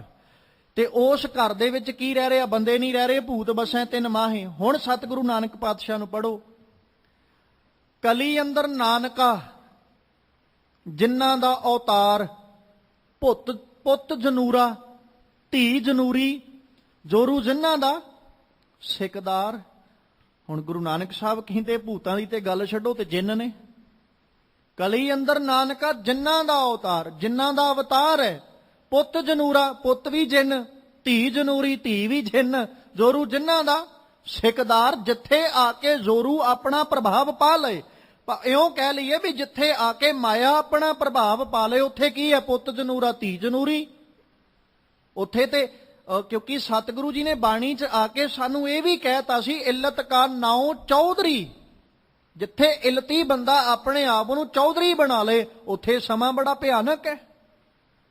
ਜਿਹੜਾ ਇਲਤੀ ਬੰਦਾ, ਸ਼ਰਾਰਤੀ ਬੰਦਾ ਆਗੂ ਜਿੱਥੇ ਬਣ ਜਾਏ, ਉੱਥੇ ਤੇ ਬੜਾ ਜ਼ਿਆਦਾ ਭਿਆਨਕ ਸਮਾਂ, ਉੱਥੇ ਤੇ ਹਾਲਾਤ ਬੜੇ ਭਿਆਨਕ ਬਣ ਜਾਣੇ ਨੇ, ਕਿਉਂਕਿ ਬੰਦਾ ਹੀ ਉਹ ਚੌਧਰੀ ਬਣਾਇਆ ਜਿਹੜਾ ਇਲਤੀ ਬਹੁਤ ਹੈ, ਜਿਹੜਾ ਸ਼ਰਾਰਤੀ ਬਹੁਤ ਹੈ। ਹੁਣ ਸ਼ਰਾਰਤੀ ਬੰਦੇ ਨੂੰ ਅਸੀਂ ਆਗੂ ਬਣਾ ਕੇ ਕੀ ਖੱਟ ਲਾਂਗੇ? ਉਹਨੇ ਤੇ ਸ਼ਰਾਰਤ ਕਰਕੇ ਪਾਸੇ ਹੋ ਜਾਣਾ। ਜਦੋਂ ਕੁੱਟ ਪੈਣ ਦੀ ਵਾਰੀ ਆਈ ਤੇ ਉਹ ਹੀ ਫੜੇ ਜਾਣਗੇ ਨਾ ਜਿਹੜੇ ਮਗਰ ਤੁਰੇ ਜਾਂਦੇ ਹੋਣਗੇ। ਹੁਣ ਗੁਰੂ ਨਾਨਕ ਸਾਹਿਬ ਕਹਿੰਦੇ ਵੀ ਭਾਈ ਜਿੱਥੇ ਆ ਕੇ ਮਾਇਆ, ਕਿਉਂਕਿ ਜ਼ੋਰੂ ਲਫ਼ਜ਼ ਇਸਤਰੀ ਲਈ ਵਰਤਿਆ ਜਾਂਦਾ ਤੇ ਮਾਇਆ ਇਸਤਰੀ ਹੈ, ਤੇ ਜਿੱਥੇ ਇਹਦੇ ਪ੍ਰਭਾਵ ਪਾ ਲਏ ਉੱਥੇ ਮਾਇਆ ਦੇ ਅਧੀਨ ਆਇਆ ਬੰਦਾ ਬੰਦਾ ਥੋੜੀ ਰਹਿ ਜਾਂਦਾ ਹੈ। ਜਿਹੜਾ ਮਾਇਆ ਦੇ ਅਧੀਨ ਆ ਗਿਆ ਉਹ ਇਨਸਾਨ ਨੂੰ ਅਸੀਂ ਬੰਦਾ ਕਿੱਥੋਂ ਕਹਿ ਦਾਂਗੇ? ਜਿਹੜਾ ਵਿਕਾਰਾਂ ਦੇ ਅਧੀਨ ਹੋ ਗਿਆ ਅਸੀਂ ਕਹਿੰਦੇ ਹਾਂ ਨਾ ਇਹ ਤੇ ਰਾਖਸ਼ ਤੁਰਿਆ ਫਿਰਦਾ ਜਿਉਂਦਾ ਜਾਗਦਾ, ਅਸੀਂ ਉਹਨੂੰ ਇਹ ਥੋੜੀ ਕਹਿੰਦੇ ਵੀ ਬੰਦਾ ਹੈ। ਜਾਂ ਜਿਹੜਾ ਲਾਲਚ ਵਸ ਆ ਗਿਆ, ਲੋਭ ਵਸ ਆ ਗਿਆ, ਕ੍ਰੋਧ ਵਸ ਆ ਗਿਆ, ਅਸੀਂ ਕੀ ਲਫ਼ਜ਼ ਵਰਤਦੇ ਹਾਂ ਉਹਦੇ ਲਈ? ਕਦੋਂ ਅਸੀਂ ਇੱਕ ਵਿਕਾਰੀ ਬੰਦੇ ਨੂੰ ਬੰਦਾ ਕਹਿੰਦੇ ਹਾਂ? ਜਿਹੜਾ ਕਾਮ ਵਾਸ਼ਨਾ ਦੇ ਅਧੀਨ ਆ ਗਿਆ ਅਸੀਂ ਉਹਨੂੰ ਵੀ ਰਾਖਸ਼ ਦਾ ਨਾਮ ਦਿੱਤਾ। ਜਿਹੜਾ ਕ੍ਰੋਧ ਵਸ ਆ ਗਿਆ ਅਸੀਂ ਉਹਨੂੰ ਵੀ ਕ੍ਰੋਧੀ ਦੇ ਰੂਪ ਵਿੱਚ ਵੇਖਦਿਆਂ ਹੋਇਆਂ ਅਸੀਂ ਉਹਨੂੰ ਵੀ ਰਾਖਸ਼ ਦਾ ਨਾਮ ਦਿੱਤਾ। ਜਾਂ ਲੋਭੀ ਜਿਹੜਾ ਬੰਦਾ ਜਿਹਨੇ ਆਪਣੇ ਪਰਿਵਾਰ ਵਾਲੇ ਬੰਦਿਆਂ ਨੂੰ ਮਾਰਨ ਲੱਗਿਆਂ ਵੀ ਗੁਰੇਜ਼ ਨਹੀਂ ਕੀਤਾ, ਉਹਨੂੰ ਬੰਦਾ ਅਸੀਂ ਕਿੱਥੋਂ ਕਹਿ ਦਾਂਗੇ? ਉਹ ਤੇ ਇਨਸਾਨ ਖਵਾਉਣ ਦਾ ਹੱਕਦਾਰ ਹੀ ਨਹੀਂ ਹੈ। ਤੇ ਭਗਤ ਕਬੀਰ ਸਾਹਿਬ ਕਹਿੰਦੇ ਉਹਨੂੰ ਕਿਵੇਂ ਅਸੀਂ ਕਹਿ ਦਈਏ ਭਾਈ ਉਹ ਘਰ ਬੜਾ ਪਾਵਨ ਤੇ ਪਵਿੱਤਰ ਹੈ, ਜਾਂ ਉਹ ਘਰ ਵਿੱਚ ਰਹਿਣ ਵਾਲੇ ਇਨਸਾਨ ਬੜੇ ਚੰਗੇ ਨੇ? ਭਗਤ ਜੀ ਕਹਿੰਦੇ ਉੱਥੇ ਤੇ ਇਨਸਾਨ ਰਹਿੰਦੇ ਹੀ ਨਹੀਂ, ਇਨਸਾਨ ਤੇ ਉੱਥੇ ਹੈ ਹੀ ਨਹੀਂ, ਇਨਸਾਨਾਂ ਦਾ ਤੇ ਉਸ ਜਗ੍ਹਾ ਦੇ ਉੱਤੇ ਵਸੇਬਾ ਹੀ ਨਹੀਂ ਹੈ, ਉੱਥੇ ਤੇ ਭੂਤ ਰਹਿ ਰਹੇ, ਹਰ ਵਕਤ ਭੂਤਾਂ ਦਾ ਵਾਸਾ ਉੱਥੇ ਤੇ। ਹੁਣ ਅਸੀਂ ਆਪਣੇ ਘਰਾਂ ਨੂੰ ਹੀ ਵੇਖ ਲਈਏ ਵੀ ਸਾਡੇ ਘਰਾਂ 'ਚ ਬੰਦੇ ਵੱਸਦੇ ਕਿ ਅਸੀਂ ਵੀ ਭੂਤਾਂ ਦੇ ਰੂਪ 'ਚ ਜੀਵਨ ਲੰਘਾ ਰਹੇ ਹਾਂ। ਕਿ ਸਾਡੇ ਘਰ ਵਿੱਚੋਂ ਗੁਰੂ ਨੂੰ ਚੇਤੇ ਦੀ ਆਵਾਜ਼ ਆਉਂਦੀ ਹੈ? ਕਿ ਅਸੀਂ ਹਰੀ ਦੀ ਸੇਵਾ ਕਰਦੇ ਹਾਂ? ਅਕਾਲ ਪੁਰਖ ਨੂੰ ਅਸੀਂ ਸੇਵਿਆ। ਹੁਣ ਹਰੀ ਦੀ ਸੇਵਾ ਇਹ ਨਹੀਂ ਵੀ ਰੱਬ ਸਾਡੇ ਸਾਹਮਣੇ ਆਏਗਾ ਅਸੀਂ ਸੇਵਾ ਕਰਨੀ। ਹਰੀ ਦੀ ਸੇਵਾ ਇਨਸਾਨੀਅਤ ਨੂੰ ਪਾਲਣਾ, ਲੋਕਾਈ ਦੀ ਸੇਵਾ ਕਰਨੀ। ਤੇ ਕੀ ਅਸੀਂ ਕਰਦੇ ਹਾਂ? ਜੇ ਤੇ ਕਰਦੇ ਹਾਂ ਫਿਰ ਅਸੀਂ ਬੰਦੇ ਅਖਵਾਉਣ ਦੇ ਹੱਕਦਾਰ ਹਾਂ, ਤੇ ਜੇ ਅਸੀਂ ਕਰਦੇ ਹਾਂ ਤੇ ਫਿਰ ਸਾਡੇ ਉਹ ਘਰ ਸ਼ਮਸ਼ਾਨ ਨਹੀਂ, ਘਰ ਅਖਵਾਉਣ ਦੇ ਹੱਕਦਾਰ ਨੇ। ਪਰ ਜੇ ਅਸੀਂ ਨਹੀਂ ਕਰਦੇ ਤੇ ਖਿਮਾ ਕਰਿਓ ਮੈਂ ਬਚਨ ਵਰਤਨ ਲੱਗਿਆ, ਉਹ ਸਾਡੇ ਸ਼ਮਸ਼ਾਨ ਘਾਟ ਹੀ ਨੇ ਜਿੱਥੇ ਮੁਰਦੇ ਰਹਿ ਰਹੇ, ਭੂਤ ਰਹਿ ਰਹੇ। ਔਰ ਭੂਤ ਲਫ਼ਜ਼ ਜਿਹੜਾ ਨਾ, ਇਹ ਨਹੀਂ ਵੀ ਉੱਥੇ ਹੁਣ ਜਿਹੜਾ ਮਰ ਜਾਂਦਾ ਮਰ ਕੇ ਭੂਤ ਬਣ ਜਾਂਦਾ। ਭੂਤ ਲਫ਼ਜ਼ ਵਰਤਿਆ ਜਾਂਦਾ ਮਰੇ ਹੋਏ ਲਈ, ਗੁਜ਼ਰੇ ਹੋਏ ਲਈ, ਵੀ ਇਹ ਗੁਜ਼ਰ ਗਿਆ, ਭੂਤ ਕਾਲ, ਗੁਜ਼ਰਿਆ ਹੋਇਆ ਸਮਾਂ। ਕਿਉਂਕਿ ਤਿੰਨ ਸਮੇਂ ਮੰਨੇ ਜਾਂਦੇ ਨਾ, ਇੱਕ ਭਵਿੱਖ, ਇੱਕ ਵਰਤਮਾਨ ਤੇ ਇੱਕ ਭੂਤ ਕਾਲ। ਭੂਤ ਕਾਲ ਪਾਸਟ ਜਿਹਨੂੰ ਅਸੀਂ ਕਹਿੰਦੇ, ਤੇ ਉਹ ਪਾਸਟ ਕਿਹਦੇ ਲਈ ਲਫ਼ਜ਼ ਵਰਤਿਆ ਗਿਆ? ਜਿਹੜਾ ਲੰਘ ਚੁੱਕਿਆ ਸਮਾਂ। ਲੰਘ ਚੁੱਕੇ ਹੋਏ ਸਮੇਂ ਨੂੰ ਅਸੀਂ ਭੂਤ ਕਾਲ ਦਾ ਨਾਮ ਦਿੱਤਾ। ਮਰ ਚੁੱਕੇ ਬੰਦੇ ਨੂੰ ਭੂਤ ਦਾ ਨਾਮ ਦਿੱਤਾ ਜਾਂਦਾ ਹੈ ਵੀ ਇਹ ਮਰ ਗਿਆ। ਇਹ ਨਹੀਂ ਵੀ ਉਹ ਵੱਖਰਾ ਕੋਈ ਉਹਦੇ ਪੈਰ ਪੁੱਠੇ ਹੋ ਜਾਂਦੇ ਨੇ, ਜਾਂ ਉਹਦੇ ਦੰਦ ਬਾਹਰ ਨੂੰ ਆ ਜਾਂਦੇ ਨੇ, ਜਾਂ ਉਹ ਚਿੱਟੇ ਰੰਗ ਦੇ ਕੱਪੜੇ ਪਾ ਲੈਂਦਾ। ਇਹ ਚੀਜ਼ਾਂ ਨਹੀਂ, ਇਹ ਸਾਡੇ ਵੱਲੋਂ ਇਮੇਜਿਨ ਕੀਤੀਆਂ ਹੋਈਆਂ ਤਸਵੀਰਾਂ ਨੇ। ਪਰ ਅਸਲ 'ਚ ਜਦੋਂ ਭੂਤ ਦੇ ਅਰਥ ਪੜਾਂਗੇ ਜਾਂ ਭੂਤ ਨੂੰ ਵਿਚਾਰਾਂਗੇ, ਭੂਤ ਦਾ ਮਤਲਬ ਜਿਹੜਾ ਲੰਘ ਚੁੱਕਾ, ਗੁਜ਼ਰ ਚੁੱਕਾ, ਮਰ ਗਿਆ ਇਹ ਇਨਸਾਨ। ਹੁਣ ਭਗਤ ਕਬੀਰ ਸਾਹਿਬ ਕਹਿੰਦੇ ਉਹ ਮਰੇ ਹੋਏ ਨੇ ਜਿਨ੍ਹਾਂ ਦੇ ਕੋਲ ਗੁਰੂ ਦੀ ਯਾਦ ਹੀ ਨਹੀਂ ਹੈ। ਜਿਹਨੂੰ ਆਪਾਂ ਸਤਿਗੁਰੂ ਤੇਗ ਬਹਾਦਰ ਪਾਤਸ਼ਾਹ ਨੂੰ ਪੜ੍ਹਿਆ ਨਾ, ਤੇ ਪੜ੍ਹਦਿਆਂ ਮਾਲਕ ਨੇ ਆਖਿਆ ਸੀ, ਘਰ ਕੀ ਨਾਰ ਬਹੁਤ ਹਿਤ ਜਾਸਿਓ ਸਦਾ ਰਹਿਤ ਸੰਗ ਲਾਗੀ, ਜਬ ਹੀ ਹੰਸ ਤਜੀਏ ਕਾਇਆ ਪ੍ਰੇਤ ਪ੍ਰੇਤ ਕਰ ਭਾਗੀ। ਭਗਤ ਰਵਿਦਾਸ ਜੀ ਨੇ ਆਖਿਆ ਸੀ ਵੀ ਘਰ ਕੀ ਨਾਰ ਉਰਹਿ ਤਨ ਲਾਗੀ, ਜਬ ਹੀ ਹੰਸ ਤਜੀਏ ਕਾਇਆ ਭੂਤ ਭੂਤ ਕਰ ਭਾਗੀ। ਉਹ ਭੂਤ ਭੂਤ ਕਹਿ ਕੇ ਚਲੀ ਗਈ, ਦੂਰ ਹੋ ਗਈ ਉਹ ਵੀ। ਹੁਣ ਉੱਥੇ ਇਸਤਰੀ ਲਈ ਨਹੀਂ, ਨਾਲ ਮਰਦ ਲਈ ਵੀ ਹੈ ਵੀ ਜੇ ਔਰਤ ਮਰ ਜਾਂਦੀ ਹੈ, ਪਤੀ ਕਹਿੰਦਾ ਵੀ ਇਹ ਹੁਣ ਮਰ ਗਈ ਹੈ, ਇਹਨੂੰ ਲੈ ਜਾਓ। ਤੇ ਜੇ ਪਤੀ ਮਰ ਜਾਂਦਾ ਤੇ ਪਤਨੀ ਕਹਿੰਦੀ ਹੈ ਵੀ ਇਹ ਮਰ ਗਿਆ, ਹੁਣ ਇਹਨੂੰ ਲੈ ਜਾਓ। ਉਹ ਭੂਤ ਭੂਤ ਕਰਕੇ ਪਾਸੇ ਹੋ ਜਾਂਦੇ। ਭੂਤ ਭੂਤ ਕਹਿਣ ਤੋਂ ਭਾਵ ਉਹ ਇਹ ਕਹਿ ਕੇ ਮਰ ਗਿਆ ਕਹਿ ਕੇ ਉਹਨਾਂ ਨੇ ਖਹਿੜਾ ਛੱਡਤਾ ਵੀ ਇਹਨੂੰ ਲੈ ਜਾਓ, ਹੁਣ ਇਹ ਮਰ ਚੁੱਕੇ ਹੈ। ਇਹ ਹੁਣ ਕਿਸੇ ਪ੍ਰਕਾਰ ਵੀ ਸਾਡੀ ਸਹਾਇਤਾ ਜਾਂ ਸਾਡੇ ਕਰਮ ਦਾ ਨਹੀਂ ਰਿਹਾ, ਹੁਣ ਇਹ ਗੁਜ਼ਰ ਚੁੱਕਿਆ ਹੈ, ਇਹ ਤੇ ਇਹਨੂੰ ਸਾੜਨ ਵਿੱਚ ਹੀ ਭਲਾ ਹੈ। ਤੇ ਉਹ ਸਾੜ ਦਿੰਦੇ ਲੈ ਜਾ ਕੇ। ਮੁਰਦੇ ਨੂੰ ਕਦੇ ਕਿਸੇ ਰੱਖਿਆ ਨਹੀਂ, ਮੁਰਦੇ ਨੂੰ ਸਾੜਨ ਵਿੱਚ ਹੀ ਚੰਗਾ ਸਮਝਿਆ ਜਾਂਦਾ ਹੈ। ਮੁਰਦੇ ਨੂੰ ਸਾੜ ਦੇਣਾ ਹੀ ਭਲਾ ਸਮਝਿਆ ਜਾਂਦਾ ਹੈ ਵੀ ਮੁਰਦੇ ਨੂੰ ਕੋਈ ਘਰ 'ਚ ਰੱਖਣ ਲਈ ਤਿਆਰ ਨਹੀਂ ਹੈ, ਜਾਂ ਘਰ 'ਚ ਰੱਖਿਆ ਨਹੀਂ ਜਾਂਦਾ ਮੁਰਦੇ ਨੂੰ। ਮੁਰਦੇ ਨੂੰ ਸਾੜ ਦਿੱਤਾ ਜਾਂਦਾ ਜਾਂ ਉਹਨੂੰ ਸਾੜਨ ਵਿੱਚ ਹੀ ਭਲਾ ਸਮਝਿਆ ਜਾਂਦਾ, ਚੰਗਾ ਸਮਝਿਆ ਜਾਂਦਾ ਵੀ ਇਹਨੂੰ ਸਾੜ ਦਿਓ, ਹੁਣ ਘਰ ਵਿੱਚ ਰੱਖ ਕੇ ਵੀ ਮੁਰਦਾ ਕੀ ਕਰਨਾ। ਤੇ ਇਹ ਵੀ ਨਾਲ ਖਿਆਲ ਕਰਿਓ, ਜੇ ਅਸੀਂ ਸਰੀਰਕ ਤੌਰ ਤੇ ਮਰੇ ਹੋਏ ਨੂੰ ਘਰ 'ਚ ਨਹੀਂ ਰੱਖਦੇ, ਤੇ ਜਿਨ੍ਹਾਂ ਨੂੰ ਅੱਜ ਭਗਤ ਕਬੀਰ ਸਾਹਿਬ ਕਹਿ ਰਹੇ ਵੀ ਮਰ ਚੁੱਕੇ ਨੇ ਉਹ, ਤੇ ਕੀ ਉਹਨਾਂ ਨੂੰ ਰੱਬ ਆਪਣੇ ਘਰ 'ਚ ਪ੍ਰਵਾਨਗੀ ਦੇਗਾ? ਕੀ ਅਸੀਂ ਗੁਰੂ ਦੇ ਦਰ ਤੇ ਪ੍ਰਵਾਨ ਹੋ ਜਾਾਂਗੇ? ਜੇ ਆਪਾਂ ਇਸ ਸਰੀਰ ਦੀ ਹੀ ਗੱਲ ਕਰ ਲਈਏ, ਆ ਵੀ ਸਾਡਾ ਘਰ ਹੈ ਨਾ, ਤੇ ਕੀ ਜੇ ਅਸੀਂ ਇਹਦੇ 'ਚ ਮਰਿਆਂ ਵਾਂਗੂ ਰਹਿ ਰਹੇ ਹਾਂ, ਤੇ ਕੀ ਗੁਰੂ ਦੇ ਦਰ ਤੇ ਪ੍ਰਵਾਨ ਹੋ ਜਾਾਂਗੇ? ਅਕਾਲ ਪੁਰਖ ਦੇ ਦਰ ਤੇ ਕਿੱਥੋਂ ਪ੍ਰਵਾਨਗੀ ਸਾਨੂੰ ਮਿਲ ਜੇਗੀ? ਕਿਉਂਕਿ ਘਰ 'ਚ ਤੇ ਹੀ ਮੁਰਦੇ ਬਣੇ ਬੈਠੇ ਹਾਂ। ਤੇ ਮਰੇ ਹੋਏ ਨੂੰ ਕੋਈ ਰੱਖਦਾ ਨਹੀਂ, ਤੇ ਚੇਤੇ ਰੱਖਿਓ ਮਰੇ ਹੋਏ ਨੂੰ ਰੱਬ ਨੇ ਵੀ ਨਹੀਂ ਰੱਖਣਾ, ਮਰੇ ਹੋਏ ਨੂੰ ਗੁਰੂ ਨੇ ਵੀ ਨਹੀਂ ਰੱਖਣਾ। ਮਰਨਾ ਵੀ ਦੋ ਤਰ੍ਹਾਂ ਦਾ, ਕਿਉਂਕਿ ਇੱਕ ਤੇ ਗੁਰੂ ਸਾਹਿਬ ਆਪ ਕਹਿੰਦੇ ਮਰ ਕੇ ਆ ਜਾ ਤੇ ਪ੍ਰਵਾਨ ਹੋ ਜਾਏਗਾ, ਪਰ ਜਿੱਦਾਂ ਤੂੰ ਮਰਿਆ ਸੱਜਣਾ ਇਦਾਂ ਦਾ ਮਰਨਾ ਪ੍ਰਵਾਨ ਨਹੀਂ ਹੈ। ਜੇ ਗੁਰੂ ਦੀਆਂ ਨਜ਼ਰਾਂ 'ਚ ਪ੍ਰਵਾਨ ਹੋਣਾ ਤੇ ਉਹ ਮਰਨਾ ਮੁਰਦਾ ਹੋਏ ਮੁਰੀਦ ਨਾ ਗੱਲੀ ਹੋਵਣਾ, ਸਾਬਰ ਸਿਦਕ ਸ਼ਹੀਦ ਭਰਮ ਭਾਉ ਖੋਵਣਾ। ਜੇ ਗੁਰੂ ਦੀਆਂ ਨਜ਼ਰਾਂ 'ਚ ਪ੍ਰਵਾਨ ਹੋਣਾ ਤੇ ਆ ਮੁਰਦਾ ਬਣ ਕੇ ਆ, ਪਰ ਜਿੱਦਾਂ ਦਾ ਤੂੰ ਮੁਰਦਾ ਬਣਿਆ ਹੋਇਆ, ਜ਼ਮੀਰ ਤੇਰੀ ਮਰੀ, ਇਨਸਾਨੀਅਤ ਤੇਰੀ ਮਰੀ ਸੱਜਣਾ। ਸੰਸਾਰ ਨੂੰ ਤੂੰ ਨਹੀਂ ਕਦੇ ਸੇਵਣ ਵਾਲੇ ਪਾਸੇ ਆਇਆ, ਅਕਾਲ ਪੁਰਖ ਨੂੰ ਉਹਦੀ ਸੇਵਾ ਕਰਨ ਵਾਲੇ ਪਾਸੇ ਤੂੰ ਕਦੇ ਨਹੀਂ ਆਇਆ, ਤੇ ਤੂੰ ਕਹਿੰਦਾ ਮੈਂ ਰੱਬ ਦੀਆਂ ਨਜ਼ਰਾਂ 'ਚ ਪ੍ਰਵਾਨ ਹੋ ਜਾ। ਇਹ ਸਭ ਤੋਂ ਵੱਡੀ ਤੇਰੀ ਮੂਰਖਤਾਈ ਹੈ। ਖਿਮਾ ਕਰਿਓ ਇਹ ਬਚਨ ਮੈਂ ਵਰਤਣ ਲੱਗਿਆ, ਤੈਨੂੰ ਤੇ ਇਨਸਾਨ ਕਹਿਣਾ ਵੀ ਬੱਤਰ ਹੈ, ਕਿਉਂਕਿ ਤੂੰ ਇਨਸਾਨ ਅਖਵਾਉਣ ਦਾ ਹੱਕਦਾਰ ਵੀ ਨਹੀਂ ਹੈ।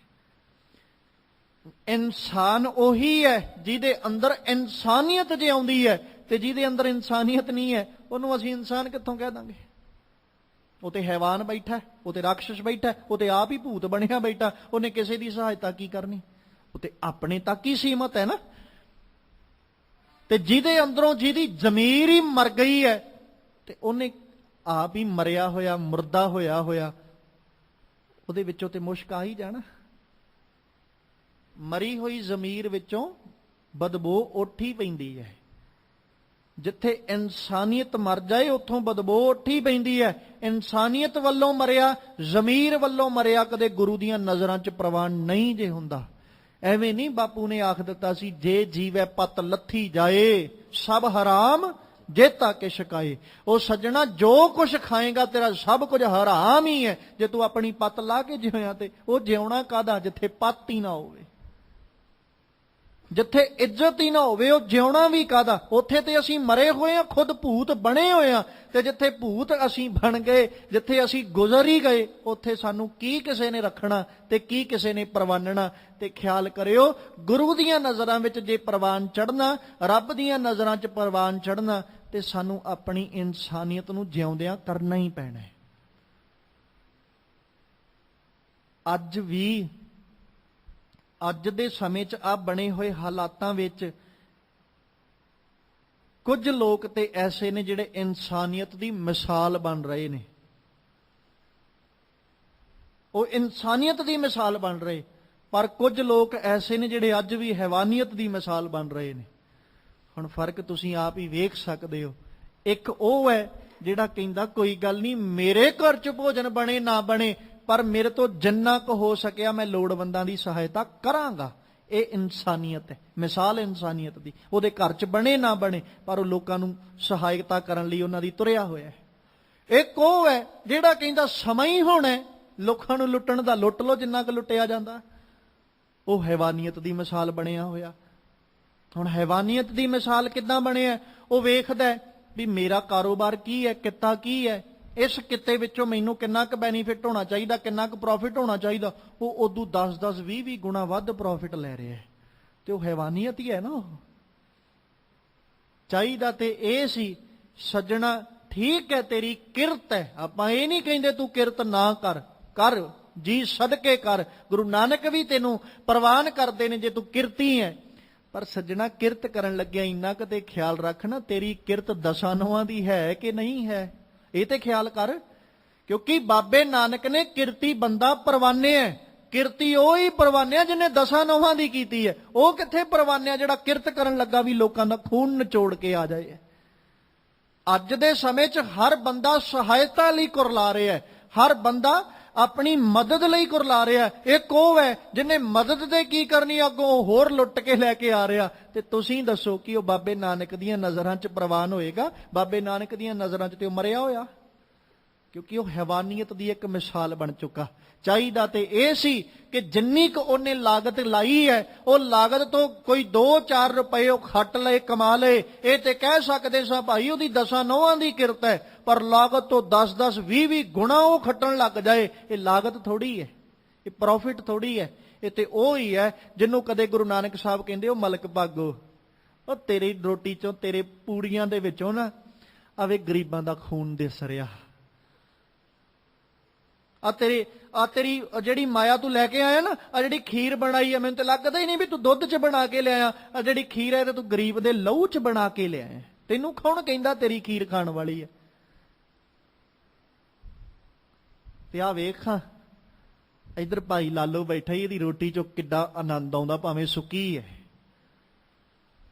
ਭਾਵੇਂ ਇਹਦੇ ਘਰ 'ਚ ਖੀਰ ਹੈ ਨਹੀਂ ਬਣਾਈ ਇਹਨੇ।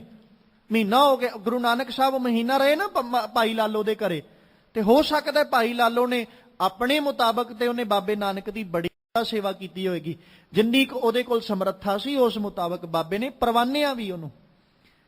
ਤੇ ਕਿਤੇ ਨਾ ਕਿਤੇ ਕਹਿ ਸਕਦੇ ਆ ਵੀ ਭਾਈ ਲਾਲੋ ਨੇ ਸ਼ਾਇਦ ਗੁਰੂ ਨਾਨਕ ਨੂੰ ਖੀਰ ਨਾ ਖਵਾਈ ਹੋਵੇ।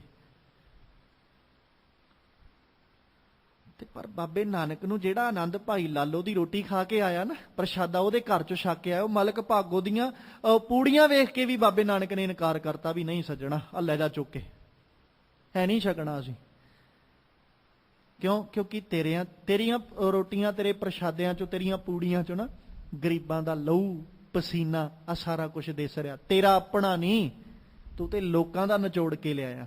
ਤੇ ਇੱਧਰ ਵੇਖ ਜਿਹਨੇ ਆਪ ਨਿਚੋੜਿਆ, ਤੇ ਜਿਹਨੇ ਆਪ ਆਪਣਾ ਲਹੂ ਪਸੀਨਾ ਨਿਚੋੜਿਆ ਨਾ, ਉਹਦਾ ਭੋਜਨ ਛਕ ਕੇ ਵੇਖ ਕਿੱਡਾ ਸਕੂਨ ਮਿਲਦਾ ਪੇਟ ਨੂੰ, ਕਿੱਡਾ ਸਕੂਨ ਮਿਲਦਾ ਹਿਰਦੇ ਨੂੰ। ਕਿਉਂਕਿ ਜਿੱਦਾਂ ਦਾ ਅੰਨ ਉਦਾਂ ਦਾ ਮਨ, ਤੇ ਅੰਨ ਕਿੱਦਾਂ ਦਾ? ਜਿੱਦਾਂ ਦਾ ਧਨ।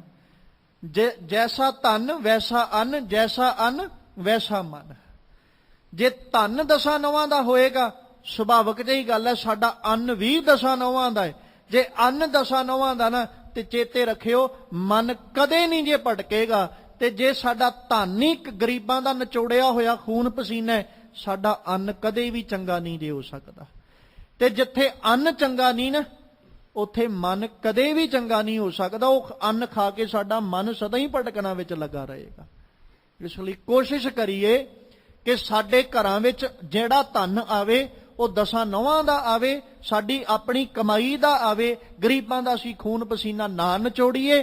ਤੇ ਜਿੰਨਾ ਧਨ ਆਵੇ, ਉਹ ਧਨ ਦੇ ਨਾਲ ਜੋ ਵੀ ਅੰਨ ਸਾਡੇ ਘਰ 'ਚ ਬਣੇ, ਉਹ ਅੰਨ ਵੀ ਸਾਨੂੰ ਸਕੂਨ ਦੇਣ ਵਾਲਾ ਹੋਏਗਾ। ਜਦੋਂ ਉਸ ਅੰਨ ਨੂੰ ਛਕਾਂਗੇ ਤੇ ਮਨ ਸਾਡਾ ਆਪਣੇ ਆਪ ਹੀ ਸਬਰ ਤੇ ਟਿਕਾ ਵਿੱਚ ਹੋਏਗਾ। ਪਰ ਅੱਜ ਭਗਤ ਕਬੀਰ ਸਾਹਿਬ ਜੀ ਨੇ ਜੋ ਸਿੱਖਿਆ ਦਿੱਤੀ, ਜਿਹ ਘਰ ਸਾਧ ਨਾ ਸੇਵੀਐ ਹਰ ਕੀ ਸੇਵਾ ਨਾਹੇ, ਤੇ ਘਰ ਮਰਹਟ ਸਾਰਖੇ ਭੂਤ ਬਸੈ ਤਿੰਨ ਮਾਹੇ। ਅੱਜ ਫੈਸਲਾ ਅਸੀਂ ਕਰਨਾ ਹੈ ਕਿ ਅਸੀਂ ਆਪਣੇ ਘਰਾਂ 'ਚ ਭੂਤ ਬਣ ਕੇ ਰਹਿਣਾ ਕਿ ਬੰਦੇ ਬਣ ਕੇ ਰਹਿਣਾ।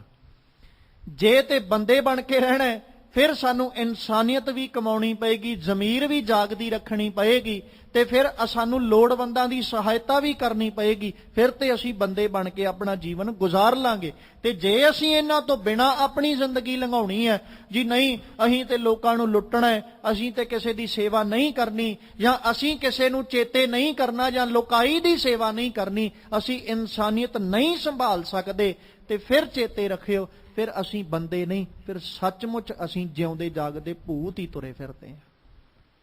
ਗੁਰੂ ਸਾਹਿਬ ਕਿਤੇ ਰਹਿਮਤ ਕਰਨ, ਸਾਡੇ ਸਭਨਾਂ ਦੇ ਸਿਰਾਂ ਉੱਤੇ ਮਾਲਕ ਆਪ ਆਪਣਾ ਬਖਸ਼ਿਸ਼ ਭਰਿਆ, ਮਿਹਰ ਭਰਿਆ ਹੱਥ ਰੱਖਣ। ਕਿਤੇ ਸਤਿਗੁਰੂ ਦੀ ਰਹਿਮਤ ਦੇ ਸਦਕਾ ਸਾਨੂੰ ਵੀ ਗੁਰੂ ਨੂੰ ਸੇਵਣਾ ਆ ਜਾਏ, ਗੁਰੂ ਨੂੰ ਚੇਤੇ ਕਰਨਾ ਆ ਜਾਏ। ਅਸੀਂ ਵੀ ਕਿਤੇ ਆਪਣੀ ਜਾਗਦੀ ਜ਼ਮੀਰ ਦੇ ਨਾਲ ਇਨਸਾਨੀਅਤ ਨਿਭਾਉਣੀ ਤੇ ਕਮਾਉਣੀ ਸਿੱਖ ਲਈਏ, ਤਾਂ ਜੋ ਇਨਸਾਨੀਅਤ ਕਮਾਉਂਦਿਆਂ ਸਾਡੇ ਇਹ ਲੋਕ ਸੁਖੀਏ, ਪਰਲੋਕ ਸੁਹੇਲੇ। ਨਾਨਕ ਹਰ ਪ੍ਰਭ ਆਪੇ ਮੇਲੇ। ਹੋਈਆਂ ਬੇਅੰਤ ਪ੍ਰਕਾਰ ਦੀਆਂ ਭੁੱਲਾਂ ਦੀ ਖਿਮਾ ਬਖਸ਼ਣੀ। ਆਓ ਸਤਿਗੁਰਾਂ ਦੇ ਪਾਵਨ ਬਚਨ ਆਪਣੇ ਹਿਰਦੇ ਵਿੱਚ ਵਸਾ ਲਈਏ। ਕਬੀਰ ਜਾਂ ਘਰ ਸਾਧਨਾ ਸੇਵੀਐ, ਹਰ ਕੀ ਸੇਵਾ ਨਾਹੇ। ਤੇ ਘਰ ਮਰਹਟ ਸਾਰਖੇ, ਭੂਤ ਵਸੈ ਤਿਨ ਮਾਹੇ। ਵਾਹਿਗੁਰੂ ਜੀ ਕਾ ਖਾਲਸਾ, ਵਾਹਿਗੁਰੂ ਜੀ ਕੀ ਫਤਿਹ। ਰਾਮਕਲੀ ਮਹੱਲਾ ਤੀਜਾ। ਆਨੰਦ ਇੱਕ ਓੰਕਾਰ ਸਤਿ ਗੁਰ ਪ੍ਰਸਾਦ।